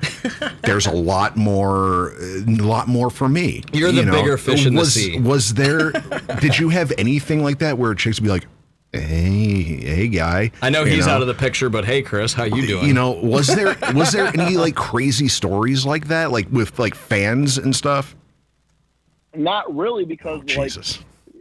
We would play the show, we'd go to the merch booth, sell some stuff, sign stuff, and then I would always go like to the side of the stage and I watched them like every night, and then after the show we'd get our merch and get out of there, drive for how knows how long to a hotel, sleep 6 hours, get up and have to be there early as fuck the next day. You know what I mean? It was just like a constant grind, and I have a real job. I work remotely, so like I'm trying to work that at the same time, so it's just like there wasn't really a lot of partying. There was a lot of work.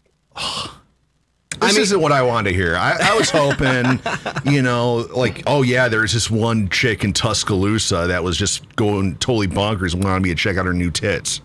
And then there's this dude who's like, hey, I got some booger sugar here if you want to partake. I got some hose back here too.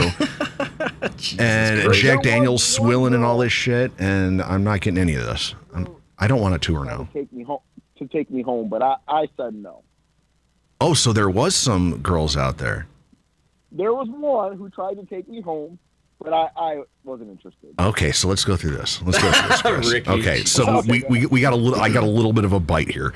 So take me through the essence of this woman. You know, was she? I have a feeling you're going to be disappointed by this story. No, Rikki. and I know I'm going to be disappointed. It's going to probably be some frumpy, foopalicious 50-year-old chick with tits down to her knees or something like this, you know, but I'm hoping that Chris is like, oh yeah, this chick was a total 10, you know, she was 25 years old, brand new boobs, and she was ready to go to town. Chris? Well, pull up your Facebook Messenger. I just sent you a picture of what she looked like. Oh, Jesus. Chris is on top of things. Chris! And Kevin, look. Kevin, look. It looks like a very typical fucking... yeah, she's basic bomb. Nah. And Chris is just like, nah. Wow. Kudos to you, Chris. Why did you say no? Because you had to wake up early next day? I got to work. I'm a good boy, yeah. There you go. Man. It's all about the grind, man. See, I wish I was in a situation, you know, and I've talked about this on the show. As a bass player, I get some woofers. You know, mustaches, beards, you know. Take a look in the mirror, Rikki. You know, I'm getting shaving advice from these chicks, and, you know, they're like, oh, Rikki, how do you get in such great shape? I'd love to lose 300 pounds. You know, that's the kind of chicks that I get in a fucking local band as a fucking bass player. And then Chris sends me that picture where I'm like, dude, if there was any chick at any Casting Shadow shows that looked anywhere near that, I'd be like a horny 12-year-old. Hey, you like my band? Do you want to move in? Here's my key. And Chris is, would you like me to pay for school? You know? Oh my and God. Chris is just like, no thanks. Wait, you're trying to go to college? Wow. Hey, so Chris, out of that whole tour, though, was there anything that kind of maybe surprised you, or maybe something that that their fans actually liked us? I didn't think that like a Buck Cherry fan base would necessarily like what we do. Mm-hmm. You know what I mean? It just doesn't seem like it would align that well. Like, we're doing the Skillet tour. I feel like that's golden. Like, for us, that's a huge tour. Like, that's a great band to go out with. That's like us touring with like an Evanescence or a Hailstorm. Right. You know what I mean? Yeah, it's Buck kind Cherry's of like, you know. It's kind of weird because, like, I mean, we've all gone to like some of the metal and metalcore shows, like at the Machine Shop, right? And like, you'll be there for 4 hours, and it's like kind of all the same bands trying to almost sound the same. Maybe the fact that you guys are maybe a different sound overall than most people would see at a Buck Cherry show. The people were like, holy shit, this is fresh, this is new, it's invigorating. I mean, maybe that had a lot to do with it. To be completely honest, like, I've covered Buck Cherry with George. I actually, up until then, I didn't give two shits about I think him. every single band, you know, on the local level has played Crazy Bitch at some point. But the whole thing is, like, I didn't even think of them, like, from a musical standpoint, like, anything was really that good until we started covering one of their albums. And I was like, oh, wow, there's, like, a lot of good stuff here. Like, I actually fucking dig it. I mean... Dude, their band, let me tell you, they are all professional and good as fuck. Like, you wouldn't believe how good and tight they were. And in soundchecks, they would just rip out, like, these classic 80s metal songs. They got Amanda one day in soundcheck to come up there and sing, I can't even tell you what song it was. I know she covered the AC/DC song. We threw that up there. Oh, Still of the Night. Yeah. They were like, hey, Amanda, can you sing Still of the Night? Come up here. And they would just rip through all kinds of shit and sound incredible. They'd work out all their bass and drum solos, like all this shit. Like, they were so good. So they kind of like took you guys under their wing a little bit too. It sounds like that's got to be a pretty sweet feeling. Yeah, they were, you know, they were all, them and their crew were really fucking cool. Like, they definitely helped us out and were way cooler to us than they had to be, or than even probably people thought they would be.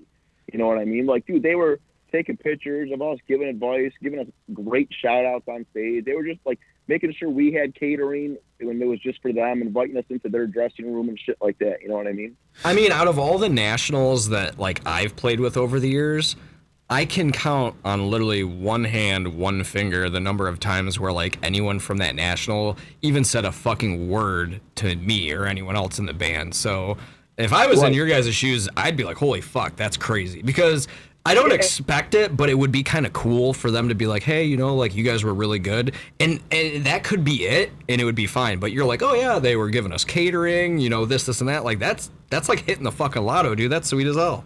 Yeah.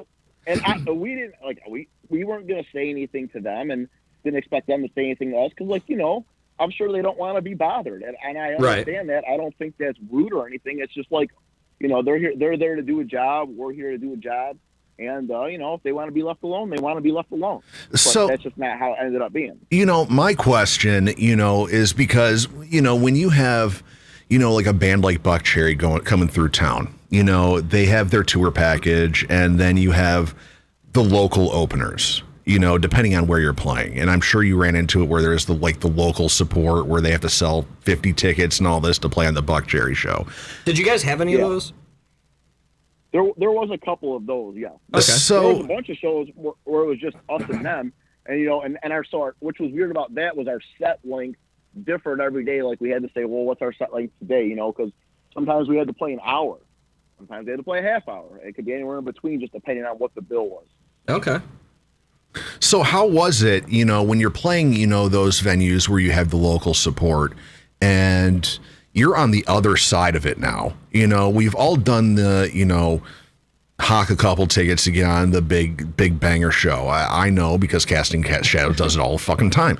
You know, being on that other side of it, you know, and seeing, you know, those local bands, you know, hustling all that shit. Did you ever, you know, talk to those bands and, you know, kind of give them advice, you know, this is how, you know, or talk shop with them and be like, you know, go through the rigmarole, be like, yo, we were at your point one time where we would have loved to have Did played you play this show. Big Brother to any of these little peons? Yeah, we no peons. We did talk to everybody. Anyone who wanted to talk to us, who was cool, we talked to. We, you know, I always advise against those type of shows. So I would say I get why you did this. I just wouldn't do it, you know.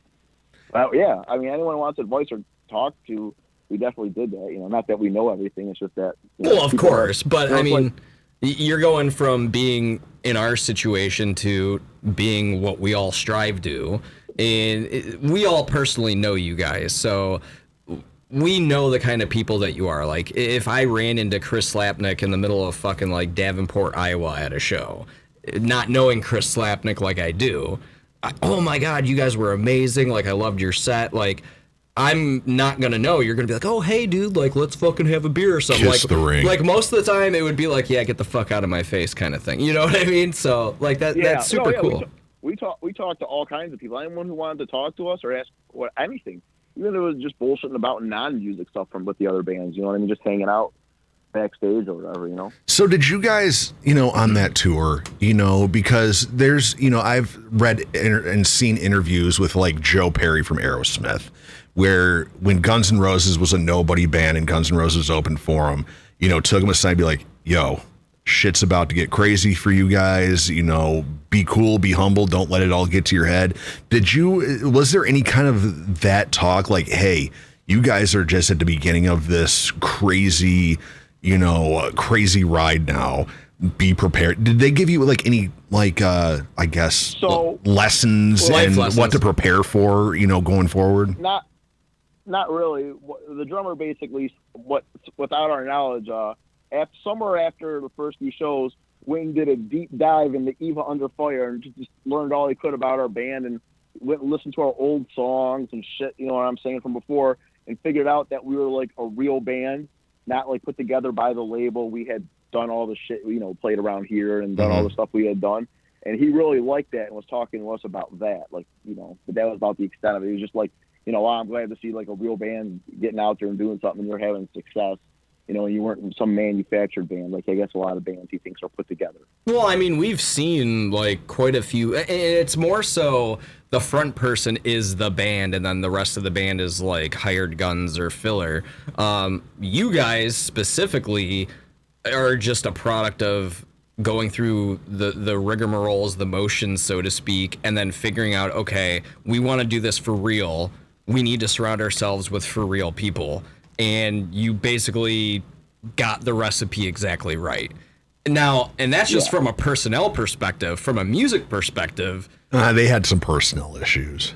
Yeah, but very early. But the bass player, of course, and drummer at one point.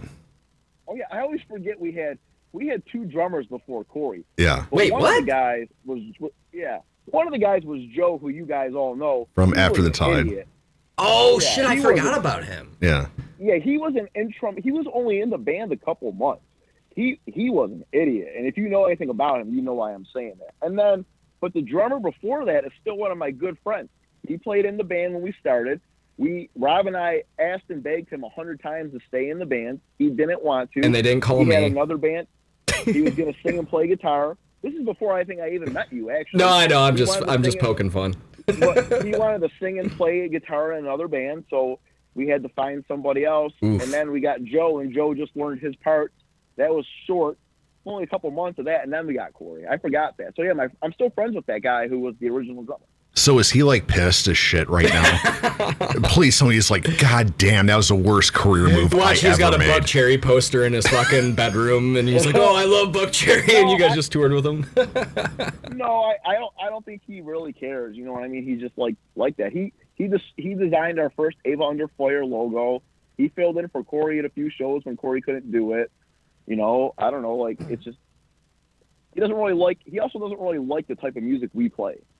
Yeah, that's fair. I mean, you know, it might not be for everyone, but I mean, like, for me, right, as a musician, like, now I'm not saying I'm going to go play, like, folk, like, indie bullshit, but I mean, my goal in life would be to be a pro musician. And obviously, I will seed a little bit here and there, but your guys' music, it's not like anything where I'd be like, oh, yeah. Even if I was big time, I wouldn't do that. But to me, that just seems weird, but... He likes really indie artsy stuff. See, he's wow, I basically called it. Yeah, you called it. Fingerless gloves, lives in Ferndale. Yeah. You know, he loves like all kinds of weird indie stuff. And even when we were writing with him in the beginning of the band, he like tried to push us to do some of that type of stuff. And you know, we have demos of songs like that we tried, and we were just like, yeah, this isn't for us. I can't do this. So a couple things, you know, because I know you supposedly have this question, and I've been kind of thinking, what the hell could Chris ask? Why would he want to ask us anything? But you know, It's just a what would you do? Okay, so do you want to ask that now, and then I'll get into my other dumb questions? Because I'm really curious. So, here's what I want to know: what you guys would do, and I'll tell you what we did. This is what happened. We were, I think this was actually the last day. The second to last day of the tour with Buck Cherry, and it was us, Buck Cherry, and Adelita's Way. Who we played a bunch of shows with Adelita's Way, and it's us and them on the Skillet tour. They're great guys, actually. Yeah. But they had 2 local openers they brought in that I think had to sell tickets or something. I don't know. But one of them was this band called Shallow Side, who you might have heard of them. I never knew who they were until that day. Wait, they had to sell tickets? I guess so, or they didn't get paid, something like that. Yeah, they're like a touring band. Okay, see, I didn't even know who the fuck they were. Yeah, I've known of them for a long time. I like them. I think they're a really good band. I'm not saying if they are or not because I didn't even watch their set. Okay. I was getting food from that. Anyway, so before the show, we're on our way to the show, and Robert and Amanda knew who they were, and they were like, hey, they also play Separate Ways by Journey. And, you know, and that's in our set. And not only is it in our set, it's at a point in our set, like halfway through, and every night we play that song, it slays, and we notice depends how the crowd is, as soon as we play that, for the last half of the set, everyone's even more engaged. You know what I mean? It's like one of the few highlights in our set every night, right? So they're like, well, they cover that. They're going to play it. It's on their Spotify. What do we do? Ooh. And then, you know, and so I was like, let me even hear this nonsense, just because I don't even know what it sounds like, you know? No. So they put on the song, and next thing you know, I'm like, well, this isn't even that good. I'm like, it's a whole step lower than the original. They've simplified the drum parts. Like, it's not even, it's like worse than the original. I'm like, dude, like, it's in our set. We play it. We fucking play it. Yeah. If the crowd hears it twice, they hear it twice. Whatever, we know we're going to kill it. Yeah. This version kind of sucks. And so we went back and forth. So what would you guys do as a band if you were in our position? Would you play it? Because Rob and I, like, we might look like assholes if we play it too, you know, because they're going to play it. So, you know, it's all these different things. Okay, my argument is we're not here to make them look good. We're on this tour to win fans for our band to make us look good, and this is a strong song in our set every night. Okay, so this is what I would do. Okay, so I'm in your, if say I'm in that conversation. Hey, Rikki, should we play Separate Ways? I'm like, okay, well, who's the other band that's doing it? Oh, it's one of the local supports had to sell tickets for it. I'm like, okay, well, if they had to sell tickets, obviously they're not going to have a lot of people here. We're on the tour package. If you tell them, be like, yo, look, we play this song. It's on our set. We're the touring band. Either A, you don't play it, or, you know, we're going to play it anyway because more people are going to be here to see us than you. And it's probably a couple hours later in the night. There's going to probably be more people there when you're playing rather than when they're playing. So you're going to probably have a lot more people by the time you play. I'd say fucking play it. And, you know, if they played it a totally different way, you got two totally different renditions of the song. It'd be one thing if you guys... They played right before us, just so you know. Then I would have been... The opening band, then them, then us, then Alley's Way, then Buck Cherry. You know what I mean? So then I would have been like, yo, we're on the tour package. Knock it off. Cut that song from your set. You're only playing for a half hour anyway. That's what I would do. That's just cocky Rikki. Kevin, what would you do? Kevin do? All right, so my answer is probably going to be a little biased because I've actually played with those guys quite a few times. Sold a lot of tickets. They weren't really that nice. Their drummer was cool. Like, I bullshitted with him, but every time we played with them, I always tried to make it a point to go talk to everyone in the band, just be like, oh, you know, hey, thanks for having us on the show. We appreciate it. Always got met with kind of the, who are you? So for me, honestly, I would have either said, hey, cut the fucking song, or I would have just been like, literally on stage, hey, this is going to be really awkward. We had no idea this local band, you know, was doing this song. Let's see who likes it better. Yeah, so both Kevin and I would just say, fucking play the song. And like part of that for me is like, you guys are still remaining humble and like you're calling in on our little fucking show, right? As like the fact that they were an opener for you, and every time we played with them, they were made out to be this big, huge fucking touring headlining band, and they had that attitude about them. They were like, our shit don't fucking stink, blah, blah, blah, blah, blah. See, but like, the thing of it is, you know, it's not like, you know, that band played it first and then Ava plays it. You know, it's just kind of like, there's been, you know, it's not like they play it first, Ava's going to look like the shitheads for playing the same thing. No. You know, it's just going to be, okay, two bands played the same exact fucking song. But like for me, my standpoint is I like seeing a little bit of karma. And the fact that they were opening for you, that's kind of the karma a little bit right there. But then, like, if you guys just blow them out of the fucking water with the same song that you guys both covered, to me, that's like the icing on the fucking cake. So, and I would love to have seen it. So the question is, what did EVA Under Fire do? Well, here's what happened. First, I said, another one of my arguments was, man, when I was a little kid, I went and saw Limp Bizkit and Metallica. Limp Bizkit played Welcome Home Sanitarium. Then Metallica came out and played it. Fuck it, let's play it. So, of course, we played it, and Amanda did say before we played the song, she goes, and for the second time tonight, you know. See, that's like a cool way to do it to make it not look like you're being assholes, even if you were. And then they came up to Rob and Amanda after those guys and said, wow, your version was so much better than ours. And then we're telling them things that we did that they didn't do in theirs that they should have done. But multiple people came to the merch booth and said, wow, you stomped all over that band. Wow, you just whipped your dick out all over them and blew them away. You know, like, everyone's like, you know, and then even the Buck Cherry sound guy was like, because they lowered their song a whole step, I think. But even the Buck Cherry song was like, that guy can't hit those notes like Amanda. You know what I mean? Right. It didn't make us look bad. People loved it. And we didn't talk to them about it. I didn't even know who they were, and I didn't care. I'm like, well, dude, this is in our set. Like, we know this is a strong point in our set every night. Why would we lessen what we're going to do? We're out here to make new fans, you know? Right. Well, so like I said, like, if I was in a band, in your guys' band, right, I would say, fuck it, we're going to play it. But just to at least appear and sound humble, do exactly what Amanda said. Oh, for the second time tonight, we had no idea. But like for me, right, I would have had the motivation to be like, well, let's fucking blow them out of the water. Not from a competition standpoint, just because I believe in the music I play. I believe in, you know, what I do. And it's nice to see a little bit of karma too. From the competition standpoint, you know, the band does the song and then you do the song.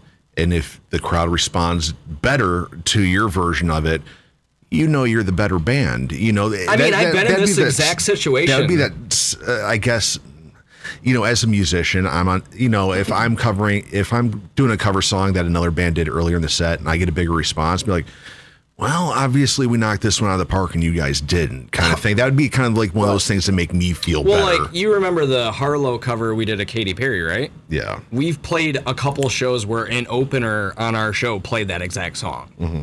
And Lauren, that's kind of weird. Yeah, and we literally, because we only had so many songs, a couple of the times we cut it, a couple of the times we didn't. But like literally, Lauren took the same approach. She was like, "Hey, I know this song was done once earlier tonight. Our version's a little bit different, you know." Blah blah blah blah blah.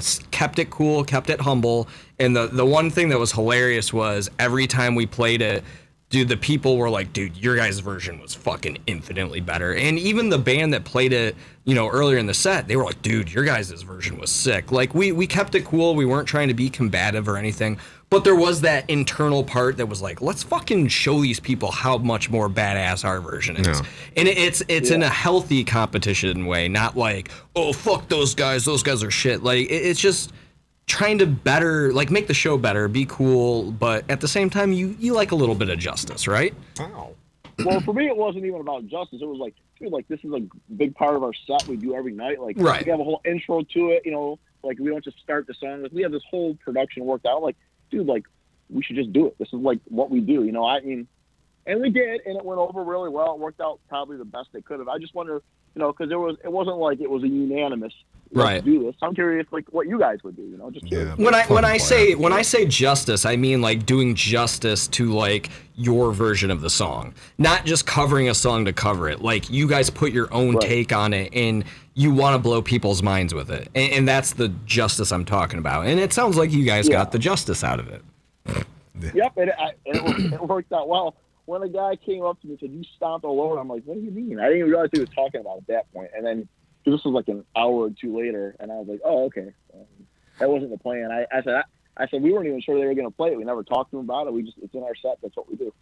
So a question I had, you know, now I have another question too, that since I started talking, but you know, you've been on tour with Buck Cherry. You know, you've grown your crowd. We're going to get into the Facebook thing in a minute because I need to hear the juice on this.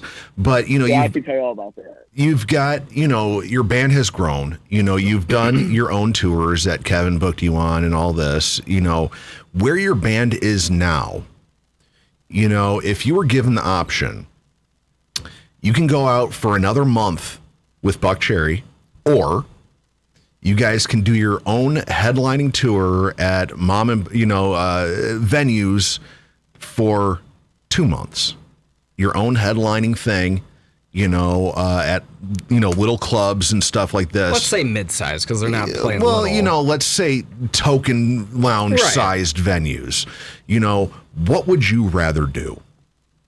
Go out with Buck Cherry. I'm not surprised by that at all. I mean, I would too. You know, the reason I ask is because they gave them catering, bro. You know, I see the stuff on Facebook and all this, and fans from around the country, you know, that love the band.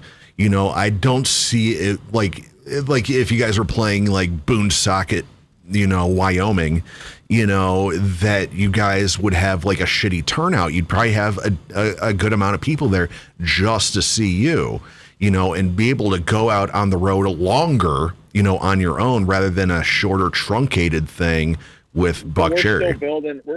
We're still building. Like we're like nobody, you know. So like, if we go out with Buck Cherry, we're gonna hit a bigger amount of people every night. Just like we're gonna go out on the Skillet tour, and we're gonna get to play for a ton of people every night. And then like 5 days after that tour, or 6 days after that tour, we go out with Theory of a Dead Man and play. And I get to play the Fillmore. Like, you know what I mean? A lot of the shows on that tour already sold out. Like, that's gonna be badass, and that's gonna expose us to a bunch more people every night. So you know, maybe in a year or two from now, we could go out and do our own small tour, and it could be packed. With Casting Shadows. Yeah. We're going to call in that favor, Chris.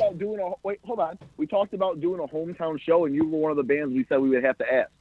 If not, you can always ask George and Ian as well. Okay, Kevin, stop it. Stop it, Kevin. I'll pull double duty. Harlow, Shutter. Just 4 bands of Kevin Razlog, the name under fire. And another question, oh, go ahead, Chris. I was just going to say, like, it makes more sense, right? Like, wouldn't you rather go out and still build? Like, we're definitely in a building phase, I would say. We're trying to still introduce people to the band and playing for more people every night, and obviously going to do that. I mean, I get Ricky's standpoint on that and why he asked that question, because, like, I mean, even when I booked for you guys, it was so ridiculous the amount of emails I would get. Hey, are they available this date? How much? And it could be a very easy, short-sighted situation to be like, hey, let's just say fuck it and do this. But you guys are in it for the long haul, and being able to go out with a band like Buck Cherry and, you know, Skillet and Theory of a Dead Man. You guys are hedging your bets on, we're going to do it, but we're going to take our time, and we're going to get ourselves exposed to as many different people and as many different genres and geographical areas as possible. And there's one thing that those bands have proven, like Buck Cherry. They've been around since I was in, like, fucking middle school, high school, throwing out bangers, right? Yeah, I used to do rails listening to Lit Up. Like, what better way to like there's no other better way to like potentially succeed by being around that. It's like when you make the NHL, right? And your mentor is like Steve Yzerman, right? Dude's won Stanley Cups, and like that's who you want to surround yourself with. The people that do great shit, you want to be around it. They'll open the right doors, they'll get you exposed to the right people, and I feel like all the tours you guys are doing now are gonna get you to that level. Right, and I agree with you. That's why I like going out and being the opener and playing with these bands. Even though, you know, there's all kinds of rules. Like, for example, for the Skillet tour, we got an email today, we're only allowed to have 3 shirt designs. So it could be 2 shirts and a hoodie. You know what I'm saying? Like, there's limits on everything we're allowed to do. They get to dictate that. But you know what? I'm so appreciative of the opportunity to get to go out with them that, okay, these are the rules you have to play by. We're going to pare our stuff down and make sure we fit within what we're allowed to do. Is there any rhyme or reason for that? That seems very odd. They probably want the bigger merch setup. Yeah, so each band's allowed, so there's 2, it's us and Adelita's Way. We're allowed 3, Adelita's Way is allowed 4, because, you know, they're the middle band, and then the headliner, which is Skillet, they can do whatever they want, but that makes sense. It's like posturing to make sure the big band looks big. They want the and they don't want to headliner. get outdone by some little rinky-dink band. They don't want to get, you know, a band like EVA who has like 500 million different things, pajamas and hoodies and 500 t-shirts and shit like that. So with that being said, are you guys gonna like hold a vote to figure out what merch to do? No, we're just gonna. No, I think I already know what we're gonna do. We're not gonna sell onesies. We actually pared down our t-shirt design. We just got hoodies, so we'll have 2 t-shirts, a hoodie. We can sell CDs and like shot glasses. I think that's about all we're gonna have. But like we were out with Buck Cherry, there was no rules. You know what I mean? They made sure we had a good merch spot next to them at any venue. Their merch person was awesome. I mean, they would get merch shipped in, and a couple shows they had us because we had extra room in our trailer. They just gave us some of their merch to take for them. Oh, no they shit! Just trusted us with it. Wow, that's super cool. Take this for us? You know, and another question I had, and I get this from, you know, because, you know, I name drop a lot. Hey, I know the guy's name under fire. And they're like, didn't they come out with an album a couple of years ago? And I'm like, yes, they did. On that album, you know, and it's one of the, I guess they call them Easter eggs on my whenever I play a music video. If you look into the corner, there's a Heavy on the Heart album sitting on the table. Whenever I play a music video, you'll see it. You know, are any of those songs that are on that album, are they going to see the light of day at some point? Yeah, so some of them got remixed and changed a little slightly, and they're going to be on the new album. And then some of them just are whatever they are. But we still have copies of that. So if people buy merch from us, they get it. We sell it on tour. You know what I mean? But yeah, some of those songs, a slightly tiny different version of them will be on the album. Oh, I didn't. I thought you pretty much after the CD release boxed them all up and put them in the basement with Purgatory with all the old Pillar of Autumn CDs and T-shirts. Nah, we got all this EVA stuff. CDs, like, might as well get rid of it. You know what I mean? Don't get rid of all of them because there's going to come a time when one of those could be like worth the price of Bitcoin. Yeah, I'm gonna next time I see you guys, I'm gonna buy all of them just in the hopes that one day on eBay I can sell those motherfuckers for about $15 or $20 a piece and triple my money. I think it was you, Ricky, or someone commenting about people buying CDs. I don't buy CDs or listen to CDs ever, but we do have them at shows, and people do buy a bunch of them, and they want us to sign them in front of them. Oh, Alfonso's comment. Yeah, but like it is true, we do sell CDs at shows like that. They're cheap to make, and I know he said ask for a donation. We sell them at a set price. But we sell a bunch of them, for whatever reason. I mean, realistically, I feel like most people would like to just get a CD because they have at least something tangible, and it's easy to just rip a CD to your computer. But like for me, the reason why I like vinyl is because you get the record and then you normally get like something inside of it, like the lyrics, like a press pad. Like they actually do shit like they used to do back in the day. And that's why me personally, I justify spending $40, $50, $60 on a vinyl album. But I'm with you. I'd rather have the vinyl. I do get vinyl. I don't buy CDs. I'm super selective. And that's, I've had this talk with Kevin and Jeff Land, and we talk about merch all the time, things at different price points and all this. So I'm like, yes, people will buy a CD if they have $10 in their pocket and your CD is $5. They can get a CD and a couple stickers or something like that. It's something that's tangible, cheap enough that, and it packs a lot of punch. It's the songs and all this. Granted, cars these days don't have CD players and shit like that, but people, and this was the argument I made to Alfonso when he's like, just do a donation because CDs are totally outdated. I'm like, well, wait, you sell vinyl for a set price, and I'm sure there's more people with CD players than record players. Yeah.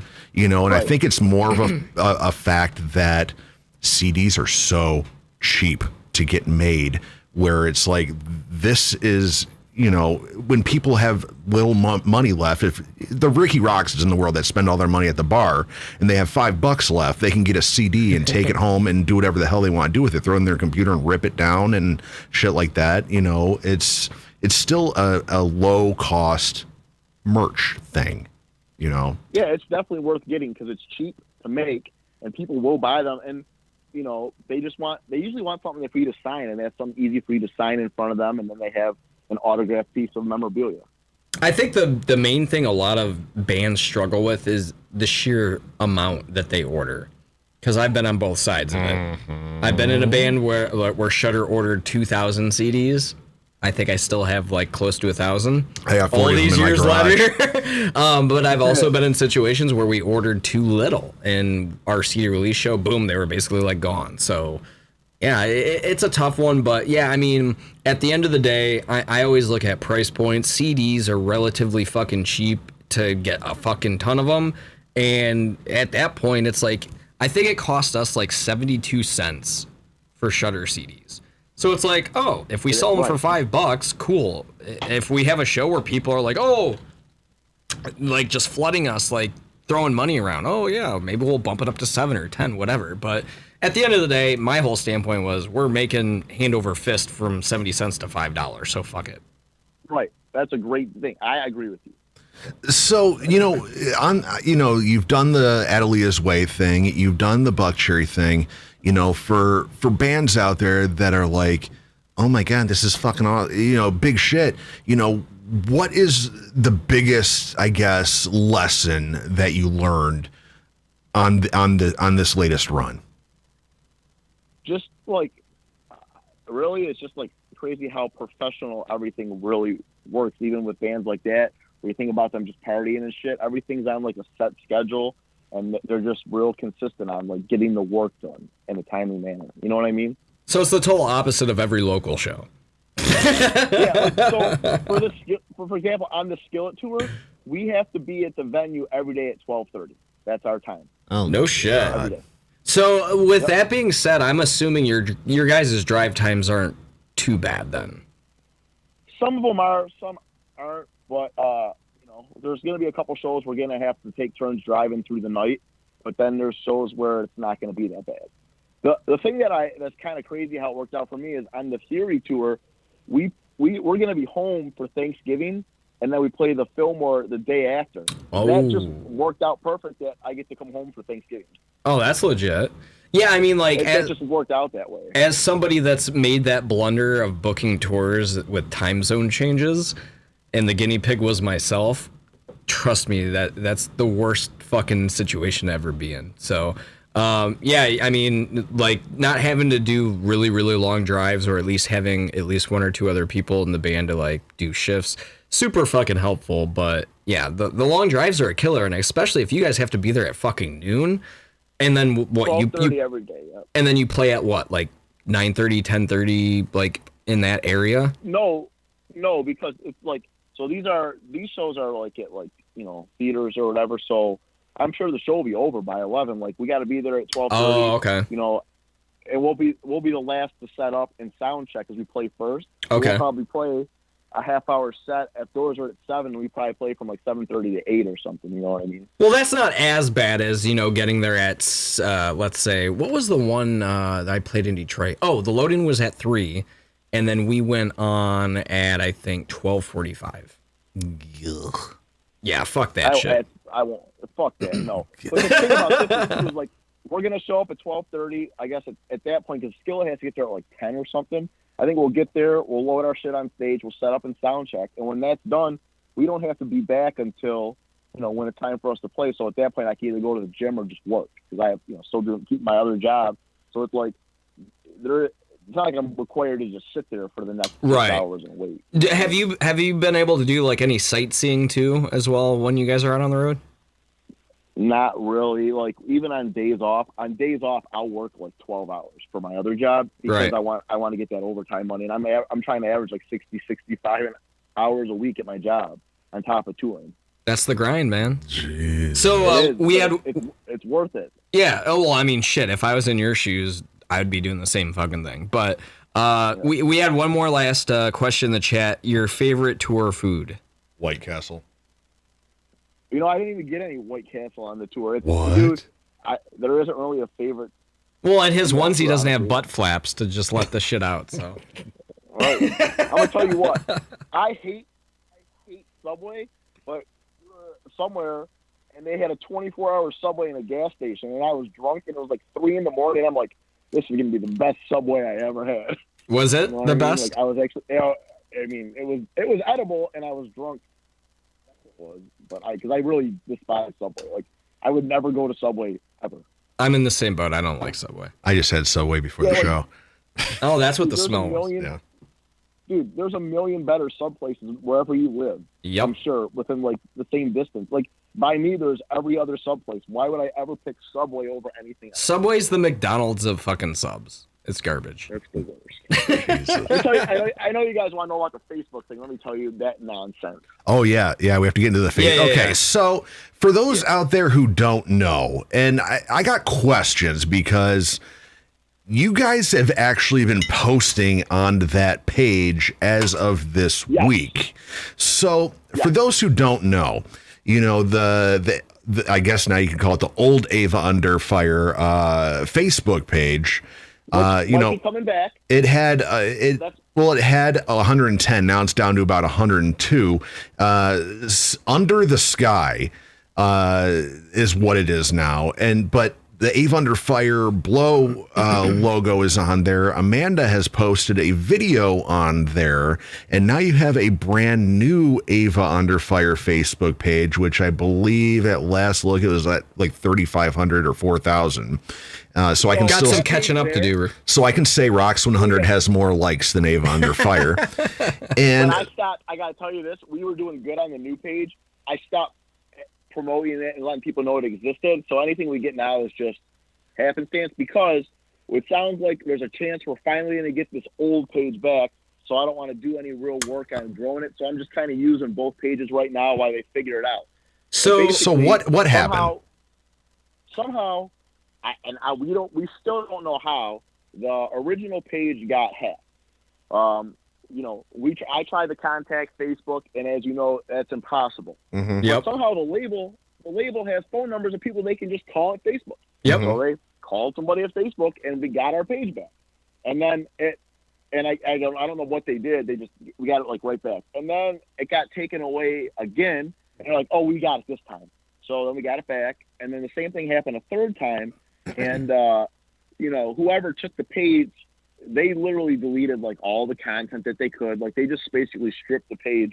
And the last we heard is like we would have to get whatever they did, we would have to go to court and somehow get a court order to get the page back. Blah blah blah. Or we could just start a new page. Wow. Like, well, fuck it. Let's just start a new page. Instead of dicking around and waiting. Meanwhile, this is all going on the Buck Cherry page where people are trying to find us on Facebook and all these places. Like, it's just not a good time to not have a page. Right. So I'm like, well, I'll just make a new page and whatever. So after I did that, somehow they got the page back, but there's still some issues that they're going through because they got escalated to whoever high up at Facebook is. I don't know who that is, to get this resolved. So they're working on it, but I can't even change the name on the old page. We have access to it. The hackers don't, but it still says Under the Sky because I can't change it. Like if you go in there to change it, it says you're not allowed, so you don't have permission. Like literally, even the URL changed to Under the Sky 21. Yep, there's nothing I can do about any of that. But they are working to get it back, and they think because it's been escalated high up, they think they're going to be able to give it back to us. So are you going to be able to get all your content and everything back? Because Kevin, I don't know if we're going to get the content back because Kevin's get the page back. Because I've talked to Kevin about it. He's like, they got to have backups. So they got to have when you delete something that it stays on some system somewhere. Well, in the nether regions of Nigeria or the Congo, somewhere that all those videos and all those stats and everything that was on there has to be stored somewhere. I mean, you know what? Hold on, let me say this. I don't care if we don't get all that back. If we get the page back, and I think they can merge the two pages, we're just going to post content, and going forward, that'll be the page, and we'll just start from there. All those numbers and stats and things that we had were cool, but it really just helped us get to the point we're at now. That's exactly what I was going to say. If we don't get it back, oh wow, we're already where we're at now. We'll just going forward. It's going to be what it's going to be. You know what I mean? I hope we get the page back because we have obviously a lot of people on there. Right. And it's more people to promote the release to. But if we don't, then we don't. It sucks. Someone fucked up, but I don't know. I'm not really that upset about it. At the end of the day, if there was any time for this to happen, this is probably the best time in your band's, collective career to have it happen because you are still relatively new. The numbers you guys have, while, us peons are jealous as fuck of those numbers, for a band where you're at, those are rookie numbers. You got to get your numbers up, and that's what you guys are doing. So at the end of the day, does it suck? Yes, obviously. But you've already got enough in the repertoire. You've got the connections. You've built the brand up enough to where you should be able to recover relatively easily. The one thing I find super funny and interesting, though, I watch a lot of automotive YouTubers, and a lot of their YouTube, Facebook, and Instagram pages have been getting hacked over the last year and a half or so. And the one thing that's really funny is that every single one of them that gets hacked has no way or no recourse. They're like, oh, I tried contacting them, this, and that. But then somebody out of the woodwork will contact them and go, hey, I know people at Facebook, let me get you in touch with them. And more often than not, that person puts them in touch, and then boom, their shit gets restored. No fucking problem. I'm not gonna wear the tinfoil hat, but that seems really weird to me that they literally have zero, you can't call anyone. You can't get a hold of anyone unless you know the right people. Nope. So I'm like, is Facebook legitimately just hijacking people's shit that are doing good shit to try and maybe make a little extra money? I mean, they made the call. We got the page back twice, but when it got taken away the third time, now it's been a few weeks that we haven't had it, and now we finally got it back, but we can't do stuff. They're still working on it. It's just insanity to me. I don't understand how they can't just see that I created the page initially. You know what I mean? I made the page. So, Like, how do they not see that? How is it a legal issue? Which now I guess is getting fixed. But my point is, like, they should be able to see I made the page and just give it back to me. So point blank, Don't move anybody else from it. as an IT professional, you get the page back once.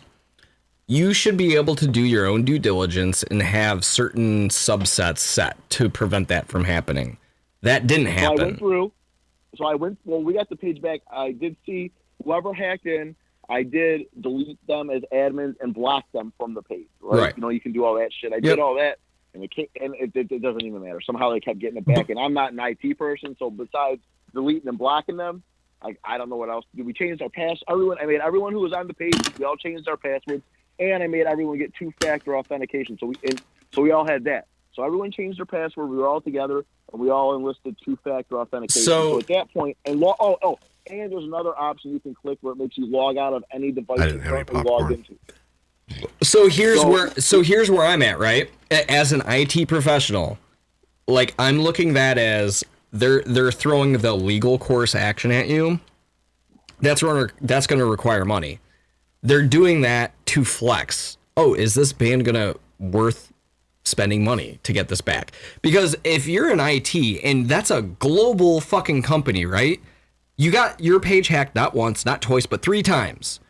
When you work in IT, as soon as you identify an issue, look at Kevin. You fucking quarantine that shit to prevent it from happening again. And the sole fact that they have no phone number that you can call, that like, unless you know the right people, your shit can't get escalated. It's basically they have a monopoly, and they're pulling the thug taking over the mom and pop shop. If you don't pay us $1,000 a week, we're hijacking your shit. That's what it screams to me. And not only were we incontestant with them about the page, where we had no access to it, whoever had the page was just posting whatever the fuck they wanted. You know, it was, and obviously we lost a lot of people off that page. So it's like, you know, at this point the damage has been done. So right. That's why I was okay with starting over. Now they're trying to see if they can get it back. But like, yeah, it's just a joke. Like, it should be a lot easier. It should be like what you're saying. Oh yeah. I mean, like, trust me, like, from an overall information technology perspective, what you're trying to get back is literally one of the easiest fucking things. Like, it should not be that difficult. Kevin is going off today. Now, if they're getting like ransomware for like millions of dollars of Bitcoin, dude, that's their own fucking problem. But they are the platform, and you are a business. So they need to do their own due diligence. Fuck them, as far as I'm concerned. Yeah. So, and unfortunately, they have us over a rock essentially. But right. If we get it back, we do. If not, I did tell our manager. I said, like, how long do I wait to continue?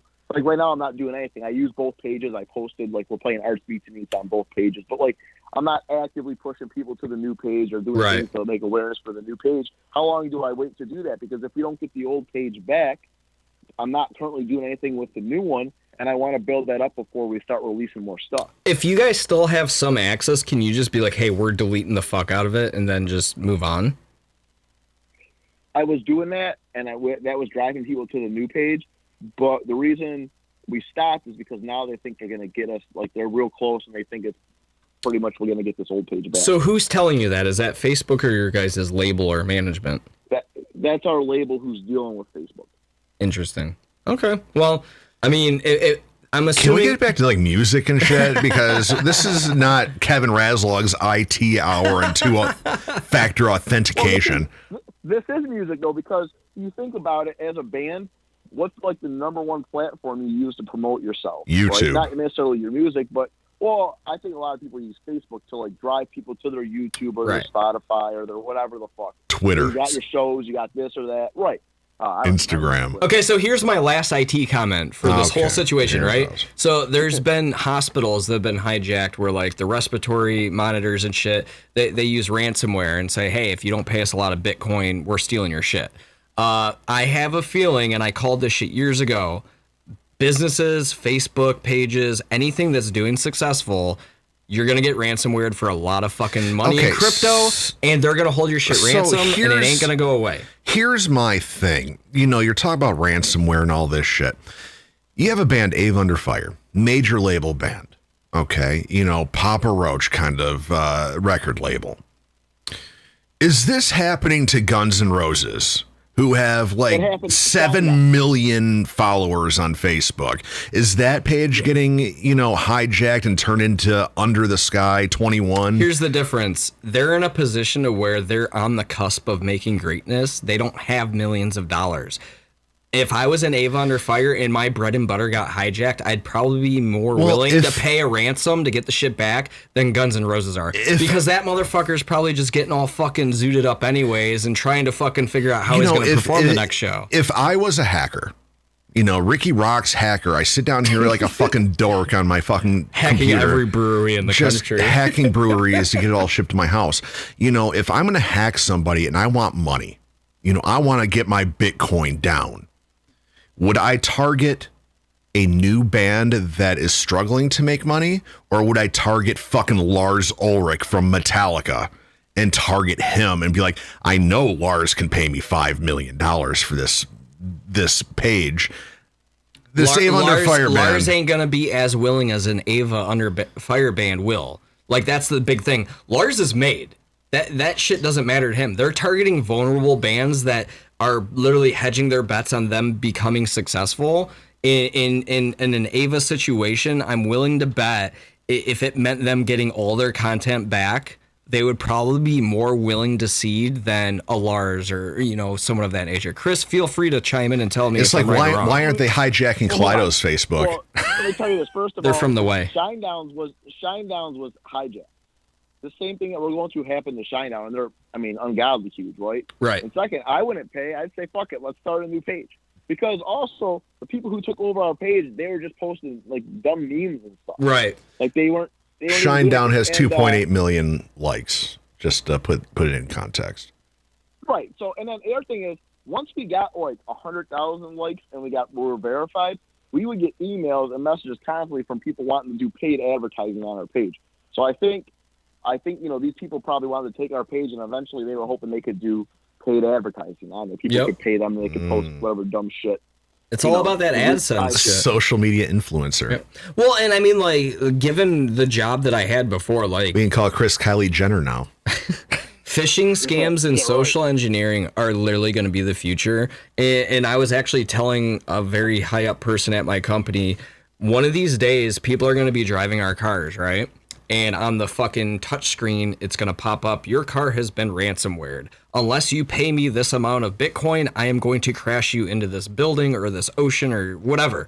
And they laughed at me. Oh, yeah, that will never happen. Trust me. Bob Surgat says... This kind of shit is going to be more prevalent than people... Bob Surgat says, huge bands have IT people that run their social media. I don't know if that's true or not or whatever. I wouldn't say run it, but there's certain safeguards. Like, I hit up Rob when you guys posted about it, and I said, hey, is everyone using two-factor? He said, yeah, we are now. I almost, honestly, as an IT pro, I almost fell for a phishing scam literally last week because I was waiting on car parts, and the fucking text message that came on my phone was from FedEx. Said, your shipment is going to be arriving. Click here. FedEx at Pornhub.com. I was waiting on a bunch of car parts, and I was literally about to click on it, and then I said, wait, they never text me. Everything's by email. And of course, I clicked on it without actually clicking on it to see where the URL went, and yeah, it was fucking bogus shit. They get a lot better at doing this shit, man. It's crazy. Chris, you got Raz all riled up. You start talking about IT and tech shit, then Kevin starts going off on a tangent. But that's had to be what happened to us. Somebody that, because, the other problem they told us is we had a lot of people on there as admins. We had the whole band manager, people with the label, our producers, all these people that didn't need to really be on there. Right. And someone could have clicked on something, and that's how they got access. Yep. You know what I mean? So now when we get it back, they're literally going to limit it to me, Amanda, a manager's assistant, and someone at the label, 4 people. That's it. That's what you got to do, honestly, at the end of the day.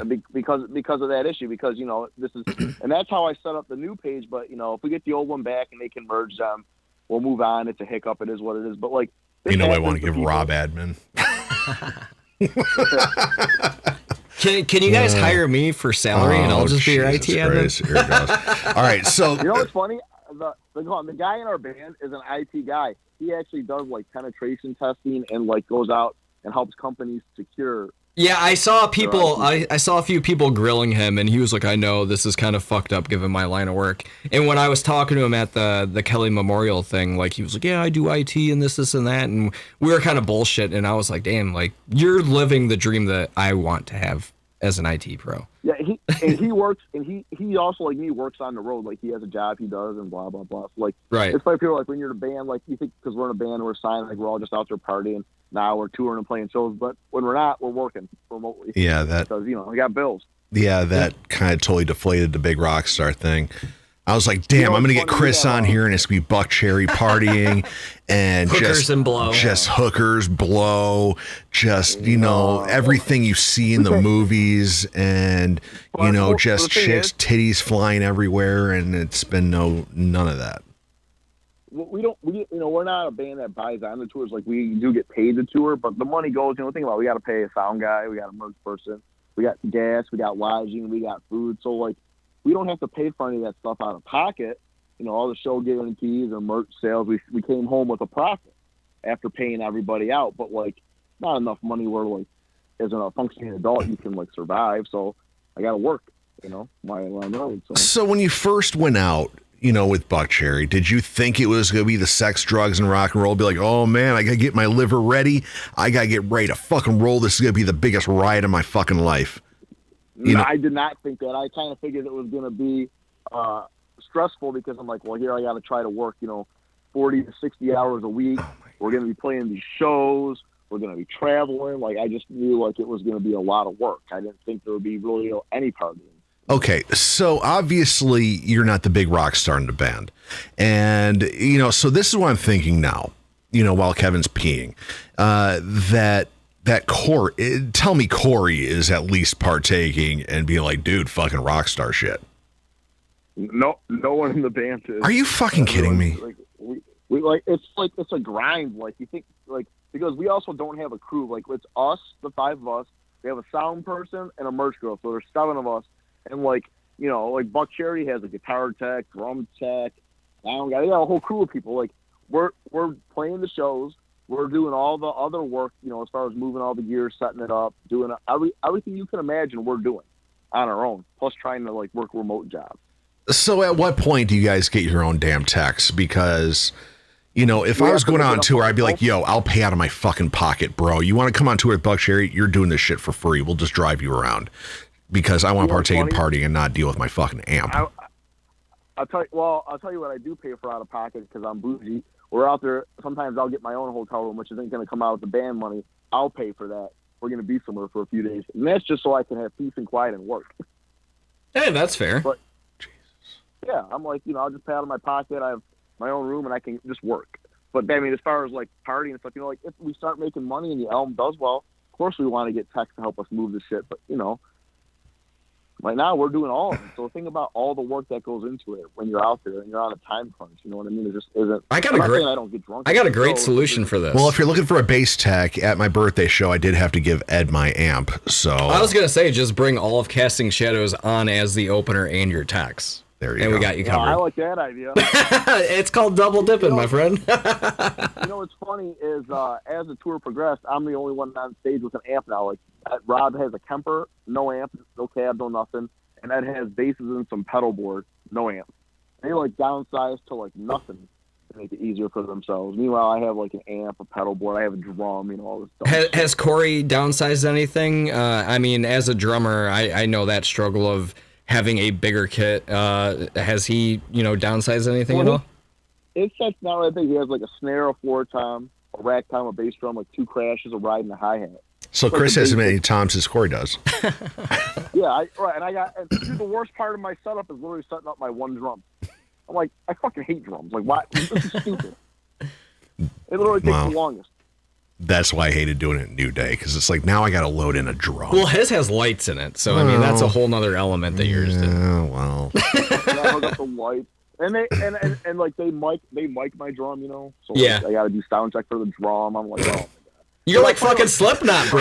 How's it? Okay, I know we gotta get off the phone with you and get the hell out of here. But is it kind of like embarrassing? Sound check, be like, all right, Chris, get on your drum. Nah, I literally just play the Beautiful People drum beat like every time. I'm like, okay. There we go. Yeah, and I'm like, all right, cool, sounds good. But like, I hate and Kevin will probably understand this. I hate tuning drums more than anything. So I literally bought this drum dial. You set on there. I set every log to the same number on the top, and then whatever I had one set for the bottom. Boom, it's effortless. Because I don't want it to sound like shit either. I actually tune it with a tuner because I know a lot of drummers tune by ear, but I'm too crazy for that. Like, I had one of those, and it's great if you're only doing one drum. If you're doing like a whole kit, the problem is like how you're trying to tune it for your sound specifically. For your application, it's 100% perfect. For me, especially because toms generally aren't perfectly flat, the drum dial tuner would, unless you were holding it, and I wouldn't be able to get the right tune that I was looking for.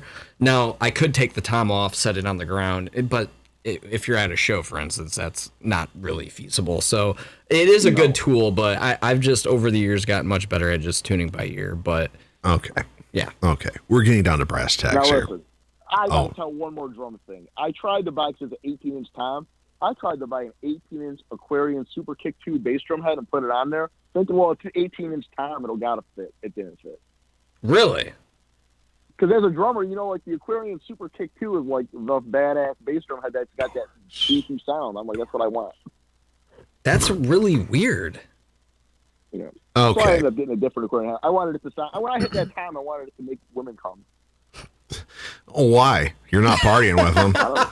What's the fucking matter? It's if you want to make the woman come, he's getting his own hotel room and working. I know, you're getting your own hotel room. I'm like, oh, so you got it wide open. You got your own hotel room. Off into the basket, anyways.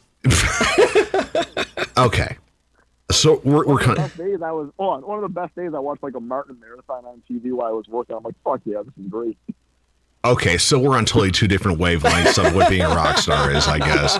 Because you take Rikki ROXX on the road, and it's like I have the capabilities of having my own hotel room. Don't tell my wife; she never listens to my show, so it's fine. I would have, if I had the capabilities to do it. If there was a hot chick like Chris sent me, who's like, "Oh man, I want to do things to you," I'd be like, "Okay. This is what's going to happen. I am going to play my show. I'm going to have fucking gig butt. It's going to be a fucking swathy mess. If you still want to come up and partake, you got to eat my ass first. We can do this and get totally fucking dirty and just get totally raunchy and horrible. And you just got to make sure you get your trailer trash white ass out of here before I go to bed." And then Rikki goes, "Here's cab fare." Here's $20. And throws loonies and toonies at her. I'll send you some Bitcoin, baby. But Chris goes and watches Martin marathon and does work. So, okay. So brass tacks. Okay. EVA Under Fire.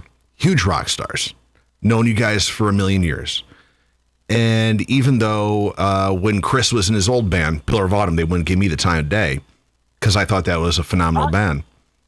I think I was out of the band by then. I doubt you were. You were probably playing Rockstar. Because I remember Pillar of Autumn, and I was like, dude, this is a fucking cool band. You guys practice at like the fucking Russell and shit. And it was like a show or something like that. I'm like, dude, this band's fucking cool as shit. I wanted to go say, hi, hey, I'm Rikki. And it's like, okay, all right, bro. And it got brushed off. So I'm like, well, you walked up all rapey with your eyeliner and shit. This was pre-makeup. Oh, wow. Well, that's the problem. You didn't have makeup on. It was pre-makeup. And I'm like, oh, man, this band Pillar of Autumn are a bunch of douchebags. It's like, dude, we both played to the same 10 people. It's all good. And fast forward. Okay, so I've known Amanda and Rob for 100 years. I've known Corey for 100 years. Bloodline Riot, Nothing for Now, yada, yada, yada. Fall Prey. And then there's your old band Pillar of Autumn. But Rikki has a little cardboard. I'm salty. Rikki has a cardboard cutout of Chris in his closet with just like fucking knife marks in it. Yeah, it's like Laces Out, Finkel or Dan. They played at the Russell. When they practiced at the Russell, I was already kicked out of that band. Okay, so maybe it wasn't you then. Okay, so we'll just go that. We squashed that real quick. We'll just go right out because it's like I'd played shows with Pillars of Autumn, and they're like, dude, they practice here at the Russell and shit like that when I was working at Tap Detroit. And they're like, dude, practice is right there. And I'm like, oh, dude, they're a bunch of cocksuckers because they won't even say fucking hi to me. So, okay, you weren't in the band, and you guys. Rikki, how long have you been holding that? No, Wait, hold on. They were super douchey when I was in the band, and that's basically they gave me, like, they kicked me out, but they gave me an option to stay. And I'm like, yeah, I'm not going to do this anymore. Like, you guys are fucking douches. And I left, and then that's actually when I joined an even more douchey band called Zug Island. But then I got to tour and play some cool shows, and then I quit that band. Gathering of the Juggalos, probably. I did that. I got to play. Dude, actually, what's funny is when I joined that band, the first show was like a co-headlining show with Drowning Pool at the Machine Shop. And I never get nervous, but I was super nervous that day. Oh, shit. Well, shit. We learned something new. Chris was in Zug Island. I knew that. for a while. I think I might have heard that. Okay, so we're getting off track here. EVA Under Fire. EVA Under Fire, big rock band. Huge. So huge they have 2 Facebooks because they can't handle the excitement on one. Right. They have songs in movies. I still haven't seen the movie because I haven't been able to see it for free yet. Because I ain't paying that Amazon or whatever or wherever the hell it is. HBO Max or whatever. Whatever it is. They're like, oh, $10 to watch the movie. Chris, have you watched the movie? No. Yeah, see, I haven't either. I wanted to watch it. I heard it was like, any movie that has to do with drugs, I'm immediately going to watch because I want to feel better about my life, and I'm like, oh, wait, I got to pay for this? I'll wait till it comes out on Netflix, So in movies, you're doing big shit. Skillet tour coming up, Theory of a Dead Man. You just slayed on the Buck Cherry tour, Adelia's Way.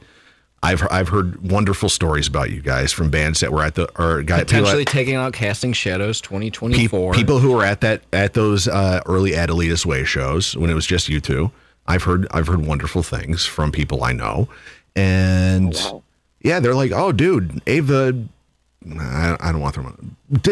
Did fucking awesome, and I'm like, if you're gonna say what I think you're gonna say, promoters and different people at those shows came up to us and said that we should have been the headliner. I mean, dude, do you want me to go into all the emails I got back from like all the shows I booked you guys on? Like even ones where I knew like they're probably not going to be too enthused by playing this market, but it's kind of like a necessity because they said they wanted to play here. And then I had the other ones that were like willing to spend like a lot of money to book you guys. And like literally I had one email. Yeah, they just got done 10 minutes ago. Holy fuck, they're amazing. Okay. Yeah, like so that Allie's with me. That's why I'm like, well, and they're great guys. I'm like, this is perfect. Like, it's going to be us, then them, then Skillet. So like, if we do as well as we did with them before, we're not going to get like blown off stage after we get off on the Skillet tour. Skillet will blow us off stage, but there's time in between that. You know what I'm saying? Right. No. I'm like, this is a great setup. This is perfect for us. Okay. So let's get back on track. I'm pulling my Howard Stern here. Let's get back on track. Okay. So Adelia's Way tour, killer. I've heard from a lot of people. EVA Under Fire is fucking phenomenal. People I know out of town that's like, oh man, I can't drive to Detroit. I haven't been able to catch them. They finally got to see you guys at the Adelia's Way tour. And they're like, dude, this EVA Under Fire band's fucking awesome. Okay, so you get done with that. Buck Cherry, you guys are out on the road. Do some killer shit, play some wineries, do some awesome, cool things. Bentley dealerships. The whole I thing. totally forgot about that shit. Yeah. So you guys do this. Now you're going out with Skillet. Phenomenal band. You guys aren't a party band, so you'd fit right into that tour because they don't party or anything like that. So then you're moving in, and you threw this out. I didn't know it was public knowledge yet, but the Theory of a Dead Man tour. That's going to take you through the end of the year. Okay. So new album coming out in December. You have a new song coming out, you said in about a month. You have a new song coming out. Yeah, it lines up with the first day of the Skillet tour, like a day or two before, the same day, I don't know. But like, yeah, when that tour starts. Do we have a name for that song? Yeah, Comatose. Okay. So, that's right. Oh, yeah, Ricky's I was coming. like, oh, yeah, heroin, blow, and comatose. Awesome line of events. What the album is going to be called? Do you know what the album is going to be called? Sedated. Rehab? You want to know what it's really called? What? Drugs and Misery, because that's literally what the album is about. Drugs and Misery. So there's Love, Drugs, and Misery, because there's songs about all three. Like, that's most of the album is about those three things. So yeah, there's a lot of drug shit on the album for obvious reasons that I know you know. Is the album artwork gonna be like kind of indicative of that? Is it gonna be like anything like that's gonna hit people in the feels? Is there gonna be a dude with a syringe in his arm doing rails?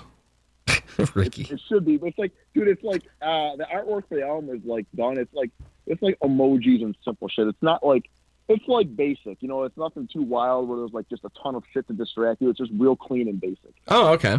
Okay, so albums come out in December. Theory of a Dead Man. You're going back out. You're gonna be out for the rest of the damn year. 2022. What does that year look like for EVA Under Fire? Because I'm sure you've heard rumblings and grumblings because Stadium tour with Casting Shadows, bro. It's only 4 months away. What's 2022 looking like? Are you going to be staying on the road, or are you going to be, going out on your own?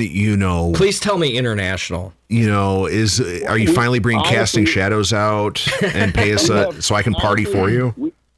We have no clue what it's going to be like. I know they're talking about they're like pitching us for tours and things like that now, but as far as who or where, we have no clue. We know that is in the plans, obviously, because the album comes out, they're going to want us to keep touring, and we're just coming off these next 2 tours, which are pretty big. So I know that they're trying to set that up now, but I have no idea what it's going to be. I would be really, really surprised to not see you guys over on the stadium tour with Motley Crue. No, to be over in like Europe for some of those fests. Like Download and like Sonosphere. Like you guys are kind of at that level where like I feel like you guys have done a very good job in the States, but like there's other people around the world that would eat that shit up like no fucking problem. I would love to do that. I guess it depends on all this COVID shit. Right. You guys talked earlier about it. Like, I mean, we're all vaccinated. I didn't want to get vaccinated, and this is going to sound awful what I'm about to say, but the fact that Offspring had to get a new drummer because he wouldn't get vaccinated made me feel a little better that I was forced to get something I didn't want. You know what I mean? Because if you didn't get it, they'd be hitting up Jeff Land to play rhythm guitar. Well, Offspring's drummer also had a medical condition that prevented him from being able to get it, so to speak. Like me, right? I don't want it. Kevin's an anti-vaxxer. I'm not an anti-vaxxer. I'm healthy and I'm fine. And I've been around thousands of people for months. It's not about you. It's about everybody else. Oh, my body, my choice. I get both sides of it. I mean, I just. Okay. All right. Let's not get this Kevin. This is about Chris and Ava, not we're not me. getting Kevin riled up. Let me say this. I get the flu shot every year. That's been around. I'm not anti-vaxxer. I just handled it. And for me, it was nothing because I was in shape and healthy and blah, blah, blah. Who gets COVID and then right after goes and gets the vaccine for something your body just has antibodies for? You know what I'm saying? Right. You just had it. No, that's true. true. And I don't want to get it because I want. Obviously, it's like, well, do you want to go on these tours and do this band thing, or do you want to sit at home? So, easy choice. Right. I guess I'm going to see what happens. But luckily for me, I didn't have any reaction to any of the shots like people do. See, that was more my hesitation, is like it came out so quickly and I saw the studies and I was like, well, I haven't gotten sick. There's people that are dying that shouldn't be dying just by getting this. So I'm like, well, I'll just stand back and let the sheeple be the sheeple. Okay. All right. So Chris, let me tell you one more thing real quick about this. Hey, Chris, you're breaking up, buddy. There he goes. Can you hear me? Oh, okay, listen. My mom, she thought it was a funny idea. We had a family friend. I could send you the article. He was a doctor. He was on Fox News. He got the vaccine. The vaccine killed him. Yep. My mom thought it would be funny to let me know that happened the day I was on my way to get my first shot. Oh. Way to go, Mom. I'm on my fucking way driving. You know what happened? It starts telling me about it, texting me links to the fucking story. I'm like, oh, well, it's my time. It's my time. Fuck it. So Chris Slapnik, right before his big tour, he's going to die from the COVID shot. And I did drink all these if I didn't get the COVID shot, I couldn't go. So I was like, damned if I do, damned if I don't. So I bent over and said, stick me. That's what you got to do in this business. Bend over and just let him do it. All right, Chris. Is that Kaleido's motto? Okay. Okay. Do you remember when she wanted Jimmy Howard to sing the national anthem? Yes, I've seen it. Okay. All right. I don't want to burn too many bridges and have Joey come knocking at my door, gonna stick a drumstick up my ass or something like that. I don't want to. Oh, that Joey. I thought you were talking about a different Joey. No, he's 4'9". Just push him over. Okay. I'm sorry, your band sucks. Oh. That with a better singer. Maybe you could call one of those Sardui, whatever their name is, from India, who likes your fucking Spotify page, to come over here and defend you. Oh, man. This has been the best episode ever. Chris is the one guy who, when I have on the show, even when he was here, almost 2 years ago, 100+ shows ago, or 70 episodes ago, whatever, it's just like, even I don't have anything to say to a lot of the stuff he says. And it's very hard to... Rock stars will do that to you. Obviously, it's a thing. So, Chris, okay, we shot some Venom today. A lot. We shot a lot of Venom today. We're talking. You also fact-checked me, and I wasn't wrong, was I? You were not wrong. You were not at wrong. all. Okay. So we fact-checked. We did our research. We looked high and low and did comparative and it was the contrasting equivalent of Bloodline Riot like 8-9 years ago. Okay. All right. Now Jason Kane's going to come at me. No. Like, Jason and I have had this conversation, and like he even agreed with me. But it's that blatantly obvious. And that's all I told him. I was like, dude, I don't knock your hustle. But come on. 30,000 likes on a fucking Facebook post that you've never left your state and they're all from fucking India? Like, come on, bro. Right. Corey was in that band and explained all that to us, how they bought all that shit and it was all fake. He said, and when they actually went to play shows out of state, it bit them in the ass because the promoter would be like, oh, I'll give you $500 to come here. You got 50,000 likes on Facebook, and nobody would show up, and they would feel like they were ripped off. Yep. They were sold one thing, and that's not what it was. So, but I've always been against buying fake likes. Just put that money in advertising or something. So, but what he said about Bloodline Ryan isn't like a secret. They've admitted their failures with doing that. Well, Jason and I had a one-on-one at the DMAs, another one of your favorite things. DMAs. But no, the funny thing was, he was like, dude, like, I get what you've been saying for all these years, 100%. And I was like, dude, how much money did you spend? And he gave me a rough number. And I was like, dude, you could have took that money, bought a trailer, bought a vehicle, and then just like bought onto like some small tours and actually like done shit. He's like, no, I know, man. Right. Like, You're 100% right. He's like, I just thought you were attacking me as a person. I'm like, no, I just was attacking you because I don't care about you as a person. Yeah, I was like, dude, you're insanely good at guitar, but like how you conducted everything made you look so big, and then you didn't deliver. That's like, as a musician and a fan, that's the worst thing you can do is deliver or make it look so big and then underdeliver. Yeah, I was like, that's what fucks working smarter. You just got to work smarter. Like, and And I hate to bash on Kaleido. Actually, I don't. But if you do. Stop it. He's got a raging boner right now. Yeah. My thing is, like, when they try to sell you this bill of goods that they're this bigger band and they're this and they're that, and then, like, anyone with any knowledge of what goes on can go and see that, they have a video on YouTube that's got 500,000 views on a page that has 100 subscribers. That's bullshit. You go on everyone's Spotify, you can see related artists that work, and all theirs are from fucking India that you've never heard of. Like, right. Okay. You know what I mean? Yeah, connect the dots. It's a thing.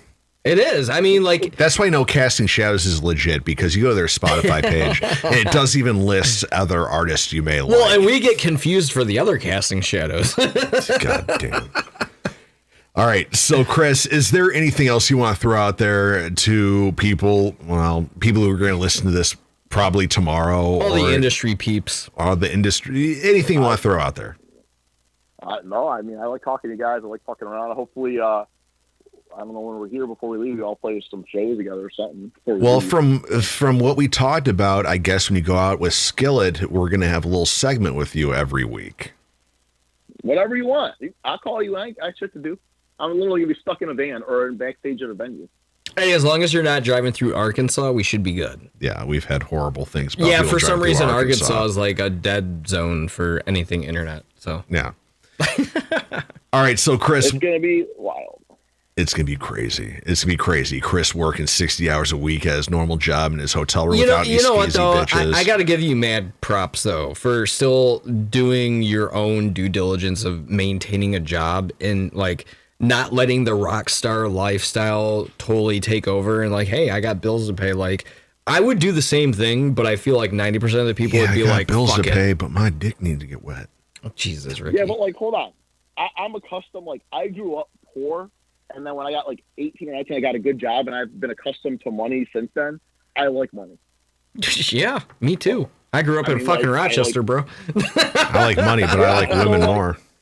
Jesus. Yeah, but like, I mean, I don't know. I like comfortability. I like when I want to buy something, I can just go buy it. Like, Well, yeah. You know, Having- we were on tour one day. We had a day off. I wouldn't have had $100 steak by myself because I wanted it. You know, like I don't have to worry about that. If I was like not working and just touring, I'd be like, I don't want to have to struggle. It's called fuck you money, and when you have it, yeah, it's awesome. It's the American dream. Fuck you money. Oh, I'm dropping $100 on dinner. Okay. All right, Chris, we will talk to you soon. We are an hour over today. Hey, thank you for your time, though, seriously, because I know it ain't I cheap. love talking to you guys. All right, we will talk to you soon, Chris. Have a great night, homie. You too. Bye. Bye. Peace.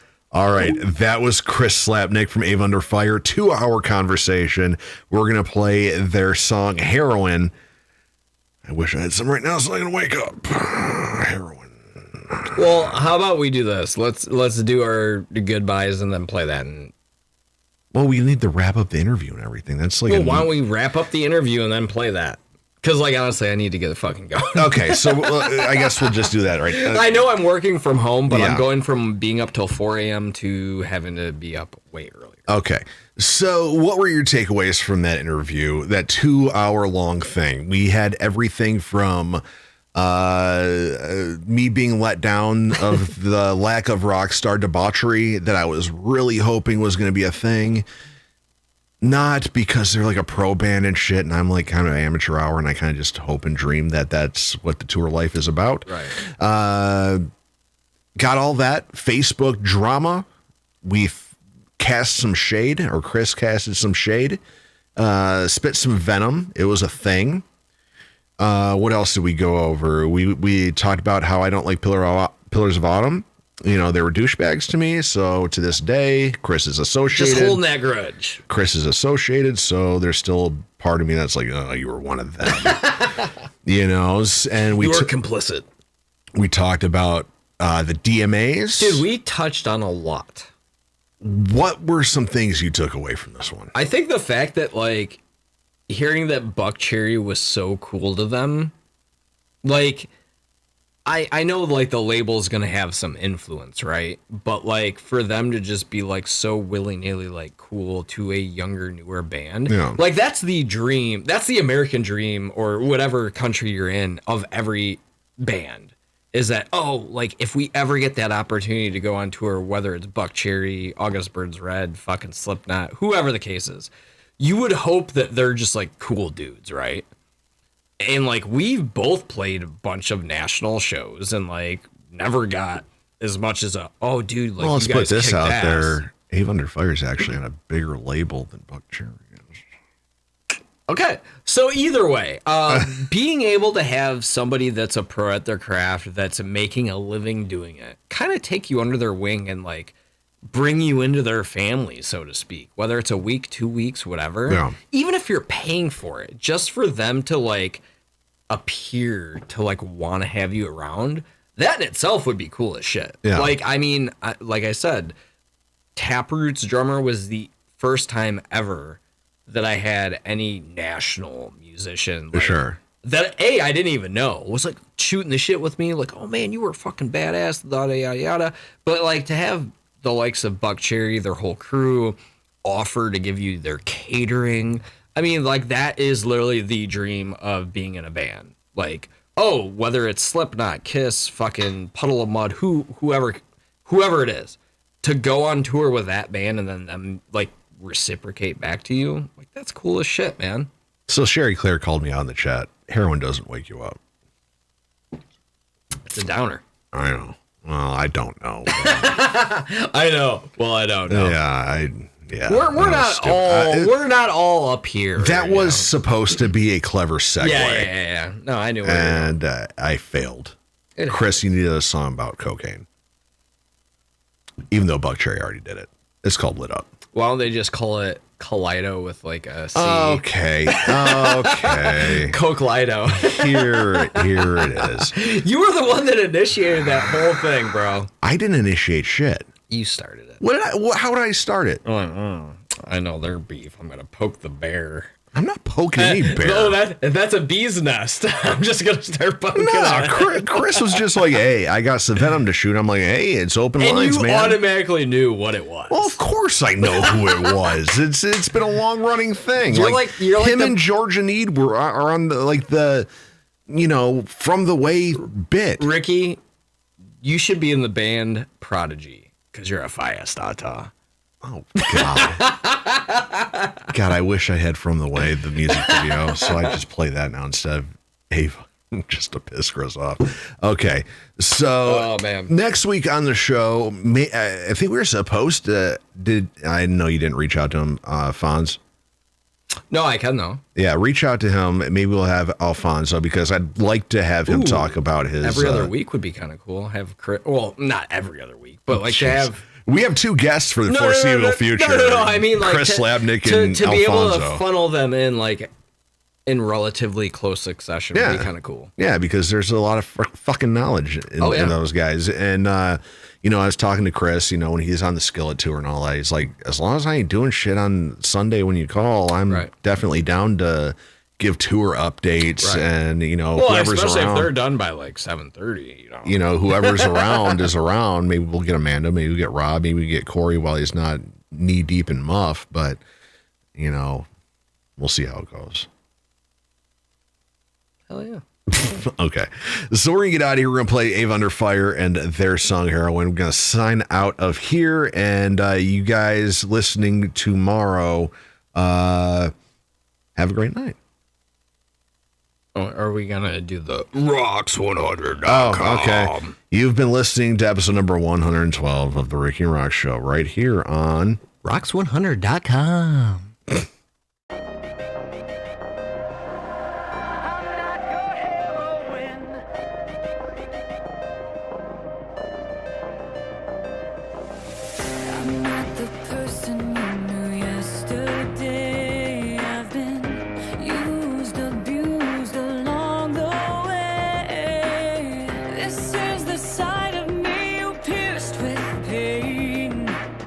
These are the hands that couldn't hold you.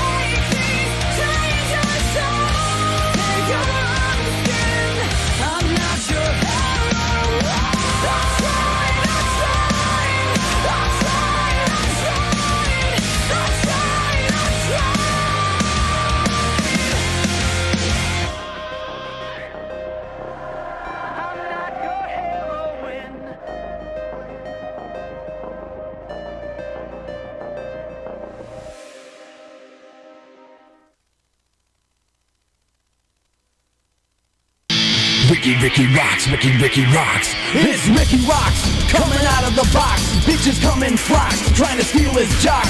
He needs to be contained with padded rocks. It's the Rikki ROXX Show, spreading like the pox. Rikki Rocks, Rikki Rocks. Rikki Rocks, Rikki Rocks, yeah. Rikki Rocks, Rikki Rocks. Rikki Rocks, Rikki Rocks, yeah. Rikki Rocks up in your grill, motherfucker.